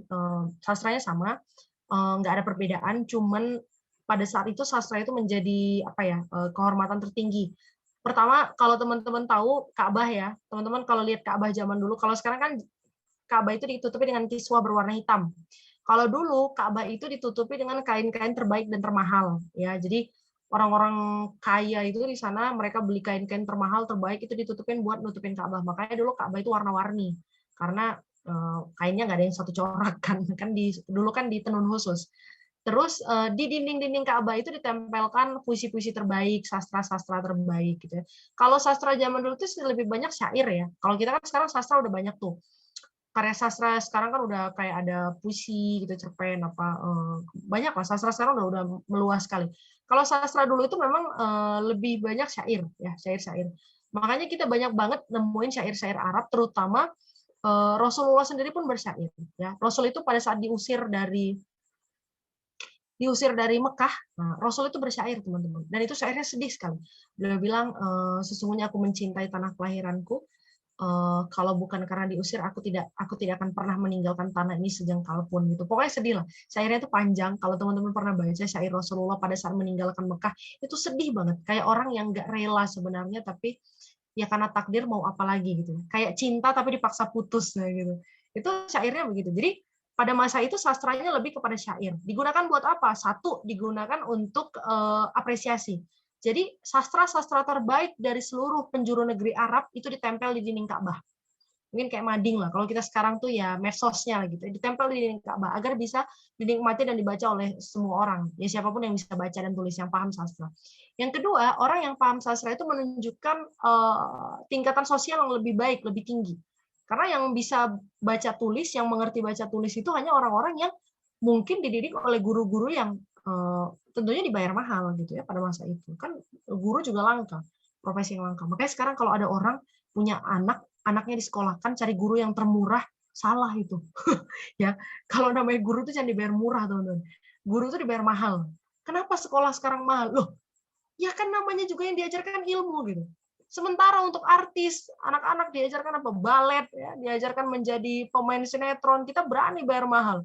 Kita berani bayar mahal untuk hal-hal yang merusak karakter anak. Kita kasih YouTube Premium, tapi isinya iklannya macam-macam, ngaco-ngaco. Berani bayar mahal. Giliran bayar guru, cari yang paling murah. Kalau bisa gratis gitu. Salah itu. Jadi kalau misalnya pendidikan mahal ya wajar gitu. Ada yang bilang misalnya, kok kenapa sih gurunya mahal-mahal? Teman-teman bukan guru yang mahal. Ya, tapi memang orang tuanya tidak menyiapkan gitu. Kalau kita sih prinsipnya ya, kalau aku pribadi prinsipnya bahkan sebelum punya anak harus bisa punya investasi pendidikan. Kita harus punya prinsip, mudah-mudahan dengan cara itu Allah membukakan pintu rezeki ya. Prinsipnya apa ya Allah ketika anak-anakku sekolah dan nanti jadi didik oleh gurunya, rezekikan kepadaku agar aku bisa menghargai gurunya sebaik mungkin gitu. Jadi kita sebagai orang tua jauh-jauh hari sudah harus siapkan investasi buat pendidikan mereka. Mudah-mudahan dipilihkan guru yang terbaik dan sebagai apresiasinya ya kita pun harus bisa menghargai dengan apresiasi terbaik gitu ya. Jangan nyinyir, jangan ngomel gitu. Nah, jadi pada saat itu memang guru-guru sastra itu ya mahal. Makanya yang bisa belajar sastra itu, yang bisa paham sastra adalah orang-orang yang punya akses kepada pengajar-pengajar sastra gitu ya. Dan kemudian juga digunakan untuk alat perang. Jadi di peperangan itu, teman-teman kalau misalnya cerita tentang perang di masa Rasulullah, jangan berpikir yang perang itu cuma yang bawa senjata doang, enggak. Tugasnya itu beda-beda. Jadi di dalam peperangan, teman-teman kebayang nggak? Aku pada saat belajar ini ya baru tahu, oh ternyata peperangan kayak gitu. Mereka itu teman-teman, ada bagian yang baca syair, naik ke atas menara atau naik ke atas tempat tinggi, itu baca syair. Syairnya apa? Isinya menjatuhkan lawan, menghina-hina lawan tapi pakai syair. Nah lawan itu kalau udah dibacakan syair yang menjatuhkan, itu terhinanya luar biasa. Ya kayak kita sekarang, kalau misalnya ada orang bikin status ya atau bikin hoax lah atau bikin pemberitaan yang negatif tentang kita kan hancur banget harga dirinya gitu kan. Hancur nih gue di mata orang. Ya sama, syair juga gitu posisinya pada saat itu digunakan buat alat perang dan juga bisa digunakan untuk alat apresiasi gitu. Bahkan Abu Jahal dan ada namanya Utbah bin Rabi'ah ya, itu salah satu musuh Islam. Itu kan ceritanya waktu mau perang Badar, perang Uhud. Ya, perang Badar karena Abu Jahal masih hidup. Kan Abu Jahal meninggal di perang Badar. Jadi Abu Jahal tuh bilang sama Utbah ini salah satu pemimpin bangsa Arab, ya Abu Jahal juga pemimpin bangsa Arab, karena bangsa Arab pemimpinnya banyak. itu Abu Jahal bilang, ayo kita berangkat Badar, ya kita ngelindungin namanya siapa, Abu Sufyan. Abu Sufyan ini mau bawa barang-barang orang mukmin, mau dijual ke Damaskus, ya. Ini kayaknya orang mukmin mau nyegat nih dari Madinah. Orang Islam gengnya Muhammad mau nyerang dari Madinah. Kita harus lindungin biar Abu Sufyan bisa ngejual barang sampai Damaskus, biar cuan kita cuan. Nah itu Utbah awalnya nggak mau. Utbah tuh nggak mau. Perang kan resikonya tinggi. Mana kita nggak punya modal lagi, kita udah habis modal gitu kan. Nah, sama Abu Jahal itu diginiin Utbah tuh. Kayak pantat kuning. Kaget nggak? Pantat kuning gitu. Tahu nggak maksudnya pantat kuning? Jadi pantat itu menggambarkan orang yang, kan kita kalau orang bisa ngelihat bokong kita, berarti kan kita membelakangi dia kan. Jadi pantat itu mewakilkan orang yang kabur, pergi meninggalkan kita. Kuning itu mewakilkan wajah yang pucat. Karena orang kalau ketakutan kan biasanya wajahnya menguning ya, memucat gitu. Apalagi orang-orang Arab kan kulitnya putih-putih terang. Jadi pantat kuning itu maksudnya pengecut banget loh gitu. Udah ninggalin, gak berani maju, pantat kuning, digituin sama Abu Jahal. Utbah waktu dengar kayak gitu dia balik. Ya udah aku ikut Badar. Kayak gitu. Jadi bisa digunakan untuk itu loh teman-teman. Syair itu digunakan buat perang, buat menaikkan derajat seseorang, menjatuhkan pun bisa. Jadi kayak gitulah posisi sastra pada saat itu. Tapi memang lebih banyak kepada syair. Kalau sekarang banyak banget cerpen apa novel. Kalau dulu memang kepada syair gitu. Allah alam bisawab. Wah, ternyata dijadiin alat propaganda juga ya, sastra dijadiin alat propaganda maupun ya alat komunikasi secara umum mungkin ya, karena bisa digunakan untuk apa saja sesuai kebutuhan. Baik, ini ada satu pertanyaan di kolom chat. Dari istri-istri Nabi, kan beberapa tidak dikaruniai anak. Itu seperti apa ya cara mereka menghadapinya? Maksudnya kan sebagai perempuan kita mengidamkan punya anak, apalagi jika suami kita orang yang sangat baik gitu. Bagaimana ajaran Rasul tentang punya anak atau tidak? Karena di sekitar kita banyak yang sangat galau jika belum dikaruniai anak. Oh, apalagi menghadapi omongan netizen. Nah, ini gimana nih, Kak? Dalam menyikapinya mungkin begitu ya, Kak Nur Hayati ya. Bagaimana menyikapinya gitu. Oke, gimana nyikapinnya kalau belum dikaruniai anak? Bismillahirrahmanirrahim. Tentu apapun yang terjadi dalam hidup Rasulullah ada hikmahnya. Pertama, Rasul itu memang ditetapkan, Allah menetapkan ya qadarullah, tidak mempunyai anak dari istri-istri yang lain. Rasul itu hanya punya anak dari satu istri dan satu budak, yaitu Maria Kiptiah tadi. Jadi dari Khadijah anaknya 6, 2 laki-laki, 4 perempuan. Dan dari Maria Kiptiah itu 1 laki-laki, yaitu namanya adalah Ibrahim ya. Kalau dari Khadijah namanya Qasim dan Abdullah. Tapi qadarullahnya anak-anak Rasul ini nggak ada yang sampai usia dewasa. Ya, paling tua itu 6 tahun sudah meninggal, ada yang 2 tahun ya. Usia berapa bulan sudah meninggal, paling tua 6 tahun sudah wafat, sudah meninggal. Kenapa? Kita lihat dulu hikmahnya. Hikmahnya bentar ya. Hikmahnya adalah karena memang Rasul itu diselesaikan nasabnya sampai situ. Karena dikhawatirkan kalau Rasul punya penyambung nasab, nanti orang-orang mengkultuskan penerus beliau. Jadi kayak ada kemuliaan khusus kepada keluarga Rasulullah gitu. 7 Kak. Anak Rasul itu 7, 6 dari Khadijah, 1 dari Maria Kiptiah. Tapi Maria Kiptiah kan bukan Ummul Mukminin ya. Jadi kalau dari istri beliau yang Ummul Mukminin hanya 6 dari Khadijah, 1 dari Maria Kiptiah. Jadi setelah itu hikmahnya dulu kita lihat, hikmahnya adalah agar Rasul itu tidak ada keturunannya yang dikultuskan atau dimuliakan. Nah, sekarang saja nih, coba teman-teman lihat ya. Habaib ini, keturunan ini gitu kan. Itu buat orang-orang yang nggak paham, itu dikultuskan loh teman-teman, dikultuskan. Nggak boleh disalahin. Padahal yang namanya manusia kan bisa salah. Iya, keturunan Rasul, tapi kan bukan Rasul. Ya. Bisa aja salah, bisa aja bikin dosa. Padahal itu bukan keturunan Rasul, itu keturunannya Ali dan Fatimah. Kalau misalnya kita mau tarik nasabnya, ya jadi para ahlul bait sekarang itu yang keturunan habaib itu, keturunan habaib itu keturunannya Fatimah. Keturunan Fatimah dari siapa? Dari kalau misalnya kita tarik nasabnya kan oke sampai ke Rasulullah, tapi kan turunannya itu antara Fatimah dengan Ali. Jadi kalau ditarik nasabnya nasab Ali sebenarnya. Nasab Ali bin Abi Thalib, tarik ke atas lagi Abu Thalib gitu. Gitu kan? Jadi bukan langsung dari Nabi Muhammad. Nah, itu saja sudah dikultuskan dalam beberapa budaya, dikultuskan gitu ya. Seolah-olah tidak boleh disalahkan. Padahal namanya manusia bisa aja salah. Nah, jadi hikmahnya itu. Kenapa Rasulullah itu tidak punya keturunan laki-laki, ya, tidak punya keturunan laki-laki. Kemudian yang perempuan pun tidak berketurunan, misalnya kayak Ruqayyah tadi ya, Ruqayyah itu kan juga janda. Jadi pernah menikah dengan pamannya, anak pamannya Rasul ya, anaknya Abu Lahab pernah menikah. Jadi dua putrinya Rasul tadi menikah dengan Abu Lahab, lalu kemudian pada saat Nabi mengajarkan Islam, Abu Lahab menentang keras, maka kemudian dia menyuruh anak-anaknya untuk bercerai dengan anak-anaknya Rasulullah. Nah, kemudian menjadi janda dua anaknya Rasul ini lalu dinikahkan dengan Utsman ya, Ruqayyah dan Ummu Kalsum. Zainab dan Ruqayyah. Nah, gitu. Terus kemudian Ummu Kalsum dinikahkan dengan Utsman, lalu kemudian Fatimah, dari Fatimah ada keturunan ya, ada Hasan dan Husain, cucunya Nabi. Jadi kisahnya begitu teman-teman. Hikmahnya adalah agar tidak ada keturunan yang dikultuskan. Nah, kemudian bagaimana dengan pernikahan yang tidak dikaruniai anak? Kita harus belajar dari Nabi, dari keluarganya Nabi. Karena apa yang ditetapkan Allah pasti baik. Ini yang harus dipahami dulu ya. Apa yang ditetapkan Allah pasti baik. Pasti baik.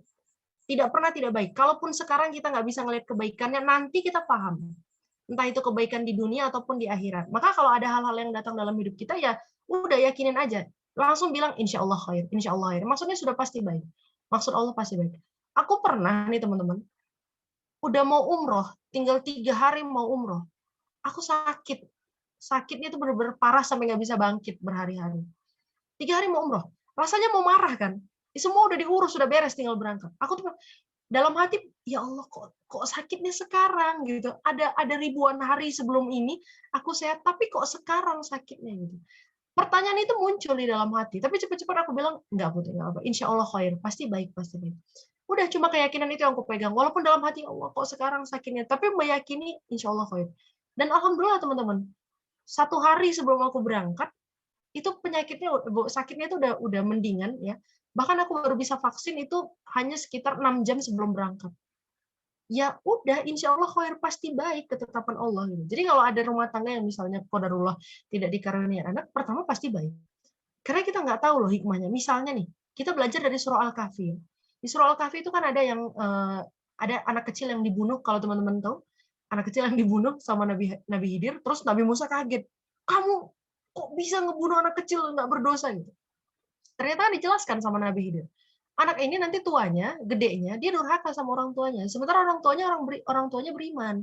Maka sebelum dia gede dan jadi bahaya buat orang tuanya, ya udah diudahin. Nah, tapi itu kan memang memberikan pelajaran kepada Nabi Musa kan. Karena pada saat itu Nabi Musa merasa beliau adalah orang yang cerdas, orang yang tahu banyak hal. Nah, kemudian Allah jumpakan dengan Nabi Khidir. Barulah ngerasa, oh ternyata masih ada langit di atas langit kan gitu kan. Dijumpakan dengan Nabi Khidir. Jadi dari kisah-kisah yang ada dalam Quran, dalam keutamaan hidup para orang solih, kita paham bahwa ketika seseorang belum dikaruniai keturunan, belum tentu buruk, bisa jadi juga baik. Salah satunya adalah kemungkinan dihindarkannya dari keturunan yang jelek, keturunan yang durhaka. Nah itu, hikmahnya kita pahami dulu. Yang kedua adalah gimana caranya menghadapi omongan netizen. Namanya bibir netizen tidak bisa dibungkam. Maka cara terbaik adalah kita yang harus mampu mengatur sikap gitu ya.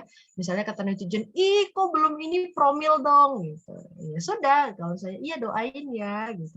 Tolong doakan ya, doain yang baik-baik. Atau misalnya, oh ada masukan nggak Bu gitu. Jadi kita yang harus melawannya dengan aura yang juga positif ya.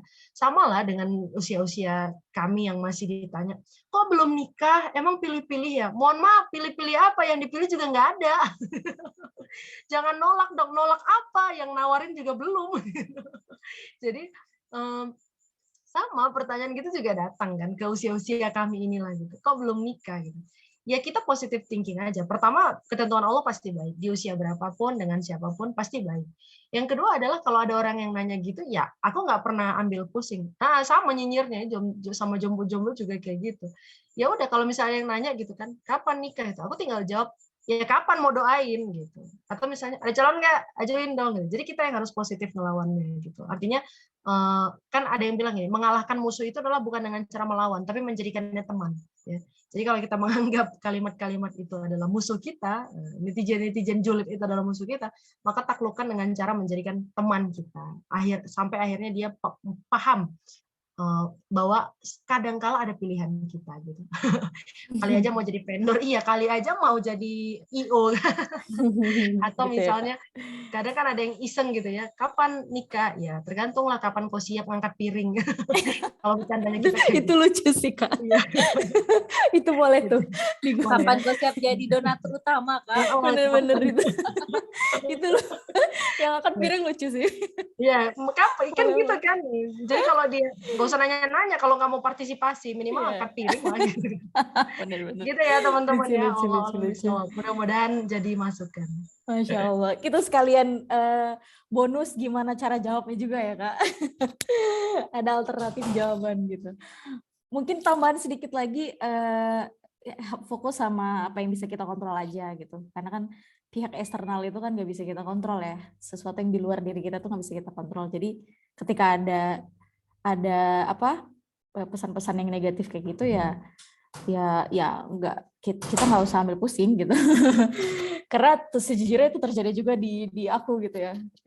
Ya ngapain gitu kan? Karena kita yang paling tahu ini hidup kita dan diputuskan Allah untuk kita. Jadi ketika ada orang yang ngomong kayak gitu ya hempas aja lah gitu. Gitu. Lucu. Nih ada pertanyaan. Ada lagi yang mau nanya? Silakan dibuka aja mic-nya. Iya, tadi mau tanya, kita udah bahas, ini langsung aja ya, soalnya udah waktunya juga udah lumayan. Terkait dengan istri-istri Nabi, kita kan udah membahas poligami berarti secara tidak langsung. Tapi kita belum pernah nih terbahas secara lisan yang ditanya gitu. Nah, kan sekarang itu hampir sama sih dengan nyinyiran netizen tadi ya. Kadang ada tuh yang netizen yang agak sebenarnya bercanda, tapi kadang kitanya yang oh ini bercanda gitu. Tapi ya mudah-mudahan nggak baper gitu. Terkait dengan poligami nanti atau sama itu aja. Pak, kan kalau poligami kan harus ini harus izin istri pertama misalkan gitu. Siapa bilang kan gitu. Emang kalau mau menikah lagi dengan yang lain harus izin istri pertama gitu. Itu jadi emang iya ya. Atau nggak perlu atau cuma nego. Gitu sih. Baik. Silakan Kak, boleh diluruskan. Iya. Jadi sih udah pernah disinggung ya, tapi ya nggak apa-apa. Jadi kalau misalnya secara syariat nggak wajib ya, tidak ada izin istri pertama gitu. Seolah-olah izin ibu suri gitu ya. Ibu suri yang harus mengizinkan segala sesuatu gitu. Kalau secara syariat tidak ada. Tapi di KHI, Kompilasi Hukum Islam di Indonesia itu ada. Karena ya kan gini loh, fikih itu sometimes dia mengikuti adat juga. Jadi makanya kalau kita lihat fatwa di Indonesia, fatwa di Mesir, fatwa di untuk fikih-fikih kontemporer ya, fikih-fikih yang udah sesuai dengan isu-isu yang mungkin tidak pernah dibahas di masa dulu tapi ada di masa sekarang gitu. Nah, kalau poligaminya kan memang dari dulu kita sudah punya batasan di dalam Islam, batasnya 4 ya. Ingat, 4 itu pembatasan bukan anjuran. Tolong jangan salah paham. 4 itu batas bukan anjuran ya. Jadi kalau dia bilang, "Iya, Nabi kan menyuruh menikah 4." Nggak menyuruh, itu membatasi ya. Itu pun asbabun nuzulnya bukan terkait pernikahan tapi terkait dengan harta anak yatim. Jadi kalau ada misalnya suami ibu-ibu sekalian ya, atau ada orang yang suka ngomong gitu ya kan, iya aku mau melaksanakan sunnah Rasul, bilang masih ada sunnah Rasul yang lain ya, jumlahnya ribuan, itu dulu kelarkan. Karena perintah poligami itu cuma 1 di dalam Quran, 1 ayat. Sementara perintah mendirikan sholat, zakat, puasa itu ratusan ayatnya. Itu dulu selesaikan ya. Jadi kalau mau poligami tapi sholat nggak beres, jangan coba-coba poligami. Itu cuma 1 ayat soalnya. Jadi itu bukan anjuran, pembatasan. Nah, kita jelas. Nah, tapi gimana dengan di Indonesia? Karena Indonesia kan Islam kemudian masuk dan berkembang setelah wafatnya Rasulullah kan. masanya udah panjang sekali gitu. Jadi kemudian ada namanya kompilasi hukum Islam di Indonesia. Mungkin nggak banyak yang tahu. Aku juga tahu ini pada saat mengikuti kuliah pranikah ya. Itu dibahas kompilasi hukum Islam di Indonesia. Ada hukum yang membolehkan kalau seorang istri sebelumnya, kemudian istri pertama lah biar gampang ya. Istri pertama kemudian tidak tahu bahwa suaminya menikah lagi alias diam-diam, maka istri pertama boleh mengajukan pembatalan pernikahan. Jadi ada semacam hak yang diberikan kepada istri pertama, semacam apa ya, hak keberatan. Jadi dengan hak keberatan ini dia boleh menuntut agar pernikahan itu dibatalkan. Itu ada di Indonesia. Nah, aku juga baru tahu ini karena ngikutin kuliah pranikah. Kalau enggak kan kita, oh iya berarti harus izin, kalau udah terjadi ya udah maafkan, kayak gitu. Di Indonesia ada hukum itu, jadi kita harus paham ya dari sudut pandang hukum kenegaraannya. Nah, jadi terkait dengan poligami, satu, betul bahwa Islam membolehkan, batasannya 4, bukan anjuran, batasannya 4, bukan dianjurkan 4, ya. Jangan salah paham, karena memang manusia itu cenderung tidak bisa berlaku adil. Jadi kalau nggak bisa adil, mending 1. Kalau bapaknya temanku luar biasa, dia bilang gini, temanku nanya kan ke bapaknya, Pak, Bapak kenapa nggak nikah lagi? Kenapa istri Bapak cuma 1 aja? Dia bilang, iyalah, ngapain aku nikah lagi? Mamamu 1 aja nggak habis-habis kok. Kata gitu. Pisang kemakuan kali gitu. Jadi gitu, itu bercanda tapi beneran gitu. Maksudnya artinya ya dia memilih untuk 1 itu saja gitu. Nah, kemudian kita harus paham juga ada hukum-hukum yang terkait di negara kita sendiri. Salah satu Indonesia ada KHI, Kompilasi Hukum Islam. Jadi secara syariat memang betul tidak wajib hukumnya mendapatkan izin dari istri pertama, tetapi di Indonesia ada hukum itu, KHI. Dan satu lagi sih sebenarnya, mungkin bukan perkara izin, tapi keridoan teman-teman. Karena bagi perempuan tuh membagi cinta tuh susah gitu. Kalau laki-laki dia bisa gitu. Perempuan tuh nggak bisa berbagi cinta, berbagi hati. Maka kemudian kenapa dibilang harus dapat izin istri pertama? Karena bagi istri yang dipoligami itu butuh kelapangan hati yang luar biasa. Makanya kan dijanjikan surga kan. Bagi istri yang merelakan suaminya menikah lagi atau berpoligami, ta'adud ya, bahasa Arabnya ta'adud, maka kemudian dia dijanjikan surga. Kenapa? Karena Allah juga tahu betapa sabarnya seorang perempuan, betapa dalam tersiksanya perasaan seorang perempuan ketika dia poligami. Makanya ketika dia ikhlas dan sabar, Allah janjikan surga gitu. Nah, jadi bukan masalah izin istri pertama, tapi memang secara hakikatnya Allah tahu perempuan itu membutuhkan kelapangan hati dan kesabaran yang luar biasa ketika suaminya berbagi cinta. Jadi begitu, kakakku ya. Wallahu a'lam bishawab. Nah, ini kayaknya udah banyak yang merembet ke fikih-fikih pernikahan nih. Mungkin bisa bener-bener kita bahas nih, Kak. Kita seriusin, Kak. Ada yang ingin ditanyakan lagi ke Hairani? Silakan, Kak. Sama terkait dengan ini juga, tadi kan yang masalah rujuk juga ya terbahas sedikit. Nah, kalau misalkan dari yang tadi suami yang tadi sudah mentalak 1 misalkan, terus itu ketika dia mau rujuk itu memang harus ada saksi dari pihak keluarga perempuan atau gimana sih, atau gimana? Oke. Bismillah. Sebenarnya tidak harus ada saksi, tapi memang kan sebaiknya segala sesuatu yang terkait dengan ibadah ya, terkait dengan hukum-hukum ini memang harus ada saksi.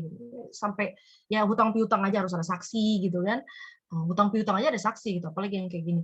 Tapi sebenarnya tidak harus ada saksi, karena di dalam Quran itu yang disebutkan adalah jika kedua pihak ya, suami dan istri menginginkan aku lupa ayatnya, in aroda islahan gitu. Jadi kalau mereka menginginkan adanya islah, adanya perbaikan, maka mereka melakukan rujuk gitu. Rujuk itu lebih baik bagi mereka. Jadi sebenarnya kalau antara kedua pihak bersepakat rujuk gitu. Mungkin gini, ada yang harus membutuhkan saksi karena talaknya misalnya sudah diketahui oleh keluarga. Jadi talaknya sudah diketahui oleh banyak orang. Maka rujuknya pun harus diketahui oleh banyak orang. Kenapa? Biar nggak jadi fitnah. Khawatirnya gini, loh, kok udah bobok bayam gitu kan? Kok udah ul-ulan gitu kan? Padahal kemarin kan talak gitu. Nah, ini nggak baik. Jadi kalau misalnya sudah tersiar kabar talaknya, maka rujuknya pun harus disiarkan karena untuk menginformasikan, mengumumkan. ke orang gitu. Tapi kalau misalnya talaknya baru antara dua pihak ini yang tahu mereka dua doang, maka rujuknya pun ya kalau berdua saja tidak apa-apa gitu. Itu sebenarnya lebih kepada ini menghindari fitnah dan suzon saja gitu. Kan soal nikah, talak dan rujuk ini kan sangat-sangat sensitif ya. Karena kalau kita nggak tahu statusnya, ya kenapa orang nikah harus disiarkan, kenapa orang nikah harus dibuatkan resepsi lah gitu ya kalau walimatul urs. Salah satu tujuannya kan agar mengumumkan kepada orang bahwa dia sudah menikah gitu. Tujuannya apa? Untuk menghindarkan dari dosa, menghindarkan dari suzon dan fitnah. Jadi kalau nanti ini orang jalan berdua, jalan bareng, ya nggak ada masalah karena mereka sudah menikah gitu. Ya sama kayak dengan talak dan rujuk tadi gitu. Andai kata dia sudah tersiar kabar dia sudah talak, maka pada saat rujuknya pun harus disiarkan gitu. Tapi tidak harus butuh saksi gitu, enggak sih, enggak harus begitu. Enggak ada dalam syarat rujuk tuh harus ada saksinya, enggak. Cuma kondisinya mungkin kayak tadi, kalau talaknya sudah tersiar, maka rujuknya ya harus disiarkan juga bahwa mereka sudah rujuk kembali gitu. Terima Baik. kasih. Oke, sudah clear ya Kak? Kak Hairani sudah clear ya? Oke. Nah ini karena kita sudah jam di penghujung pertemuan kita nih Kak, boleh sebelum kita tutup mungkin Kak Putri bisa closing statement sambil mungkin setelahnya bisa langsung doa. Silakan Kak. Oke, teman-teman, alhamdulillahirrahmanirrahim ya kita udah sampai di penghujung pertemuan. Tadi mulainya agak telat ya, nggak apa-apa, mohon maaf lahir batin. Jadi kita simpulkan dulu. Pertama, dari seorang Hafsah binti Umar kita belajar ketegasan dan keberanian sebagaimana bapaknya ya Umar bin Khattab. Dan kemudian kita juga belajar bagaimana seorang perempuan ketika menghadapi talak ya di pelajaran atau pertemuan tentang Aisyah kemarin juga kita pelajari bagaimana ketika seorang perempuan menghadapi fitnah dalam pernikahannya. Dan di pertemuan ini kita belajar bagaimana seorang perempuan ketika menghadapi talak dari suaminya, dan itu bukan sesuatu yang kondisinya bukan sesuatu yang dibenarkan ya, karena sebenarnya panjang banget kalau untuk urusan pernikahan, perceraian dan rujuk ini. Jadi simpelnya gini teman-teman, aku tahu di antara teman-teman kita mungkin ada yang akhirnya memutuskan berpisah gitu ya. Tapi ketahuilah bahwa ketika seseorang berpisah dengan alasan dan cara yang benar sesuai syariat, artinya betul-betul karena kondisi yang membolehkan dia berpisah, ya, alias untuk melindungi dia dari sesuatu yang lebih buruk, maka ketahuilah pihak yang memilih berpisah karena mengikuti syariat Allah atau untuk melindungi diri dan imannya dari sesuatu yang lebih buruk, kita akan melihat nanti setelah kedua orang itu berpisah, orang yang mengikuti syariat atau salah satu dari kedua mereka yang mengikuti syariat pada saat prosesnya, ya, itu akan menjadi lebih baik hidupnya. Allah akan angkat derajatnya dan Allah akan perbaiki hidupnya. Tetapi sebaliknya, pihak yang berpisah karena ego pribadi kah, karena melakukan, mohon maaf ya, persengkiluhan kah, gitu misalnya, atau melakukan dosa, percayalah hidupnya akan lebih hancur. Jadi sesederhana itu teman-teman. Perpisahan itu memang Allah benci, tapi dalam kondisi tertentu ada beberapa syarat yang membolehkan terjadinya perpisahan. Maka kemudian dalam hal ini ketika Hafsah dicerai oleh Rasulullah padahal pada saat itu beliau masih dihalalkan, ya, maka kemudian turunlah Jibril membela. Nah, beliau adalah satu dari 3 perempuan yang dibela langsung oleh Allah Subhanahu wa taala, yaitu Aisyah pada saat difitnah, kemudian Khawlah ya, Khawlah binti saya lupa lagi. Khawlah binti Zam'ah kalau nggak salah di dalam surah Al-Mujadilah, kemudian Hafsah berkaitan dengan surah At-Tahrim ya. Dan juga sebenarnya surah At-Tahrim itu ada 2 asbab, satu lagi adalah tentang pengharaman madu. Madu itu kan juga halal. Tapi karena kalau itu juga salah satunya berkaitan dengan kecemburuan istri-istri Rasul ya, rebutan perhatian Rasul. Sampai Rasul bilang, "Ya udah aku nggak akan mau lagi makan madu," padahal madu itu halal. Nah, begitu juga padahal Maria kita itu halal, lalu kemudian gara-gara case ini Rasul mentalak, maka Allah turun langsung membela dan menyampaikan lewat Jibril bahwa Hafsah adalah istri beliau di dunia dan juga di akhirat atau di surga. Maka dari kisah Hafsah ini kita belajar ketegasan, kita belajar bagaimana mempertahankan kemuliaan kita sebagai seorang perempuan ya, lalu kemudian juga kita memahami bagaimana caranya bersikap ketika dijulitin sama tetangga, dijulitin orang gitu kayak kisah Aisyah juga. Dan bagaimana ketika kita berhadapan dengan, ya kita tidak berharap ya, nauzubillah min dzalik, kita tidak berharap itu, tetapi dalam kondisi tertentu kita harus paham dengan hukum-hukum Islam bagaimana terkait dengan pernikahan dan hukum-hukum yang mengikuti setelahnya. Mudah-mudahan kita semua punya karakter yang kuat sebagaimana Hafsah, yaitu yang paling baik adalah Al-Faruq sebagaimana bapaknya, untuk membedakan yang hak adalah hak dan yang batil adalah batil. Kalau benar bilang benar, kalau salah bilang salah, tidak ada abu-abu. Ya, kalau ada hal-hal yang teman-teman ragukan, tanya pada orang yang lebih berilmu, pada orang yang keilmuannya bisa dipertanggungjawabkan, dan jangan coba-coba belajar sendiri, ya. Karena agama itu teman-teman, ilmu agama itu tidak bisa kita belajar sendiri-sendiri. Karena harus dibimbing oleh orang yang berilmu dan sanad keilmuannya dapat dipertanggungjawabkan. Kenapa? Karena dalam satu Arabic wisdom atau satu syair Arab mengatakan orang yang belajar agama tanpa guru, tanpa ulama, maka dia sama artinya dengan berguru kepada setan. Karena nanti dia akan mengikuti logikanya sendiri, tidak ada pagar-pagarnya. Maka dari itu kita belajar bagaimana istri-istri Rasulullah itu menjadi guru bagi para sahabat semua, dan kita melihat bagaimana mereka konsisten, ya, konsisten dalam menegakkan ajaran Islam. Mudah-mudahan kita semua menjadi orang yang sekualitas perempuan-perempuan terbaik di masa Rasulullah. Dan mari kita tutup dengan membaca doa. Auzubillahi minasyaitonirrajim. Kita istighfar 3 kali. Bismillahirrahmanirrahim. Astagfirullahaladzim. Astagfirullahaladzim. Astagfirullahaladzim. Allazi la ilaha illa huwal hayyul qayyum wa atubu ilaik. A'udzubillahi minasyaitonirrajim. Bismillahirrahmanirrahim. Alhamdulillahirabbil alamin arrahmanir rahim maliki yaumiddin. Iyyaka na'budu wa iyyaka nasta'in. Ihdinas siratal mustaqim. Siratal ladzina an'amta 'alaihim ghairil maghdubi 'alaihim waladdallin. Amin. Allahumma shalli ala sayyidina Muhammad wa ala ali Muhammad.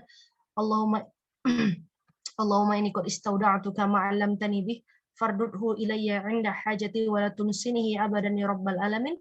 Ya Allah, ya Tuhan kami, telah Engkau ajarkan kepada kami ilmu-Mu, maka kutitipkan semua yang sudah kupelajari pada hari ini kepadamu, ya Allah. Jadikanlah ia bermanfaat bagiku. Jadikanlah ia bermanfaat kala mana aku membutuhkannya, dan jangan pernah Engkau membuat ilmu ini terhilang dari ingatanku. Jadikanlah ia kekal selamanya dalam ingatanku, ya Allah, dan jadikanlah ia penunjuk jalan hidup kami. Rabbana atina fid dunya hasanah, berikanlah kami kebaikan-kebaikan dalam hidup, wa fil akhirati hasanah, dan berikanlah kami kebaikan-kebaikan di dalam akhirat kami, ya Allah. Selamatkan kami dari azab neraka dan masukkan kami ke dalam golongan orang-orang solih yang Engkau tempatkan di surga. Wa qina azabannar, jauhkanlah kami dari azab neraka yang kami takuti. Subhana rabbika rabbil izzati amma yasifun wa salamun alal mursalin walhamdulillahi rabbil alamin. Syukran jazilan teman-teman. Baik, terima kasih Kak Putri, terima kasih semuanya. Alhamdulillah. Jangan lupa bergabung kembali di Senin depan. Semoga sehat-sehat semuanya. Sehat walafiat. Thank you. Nanti materi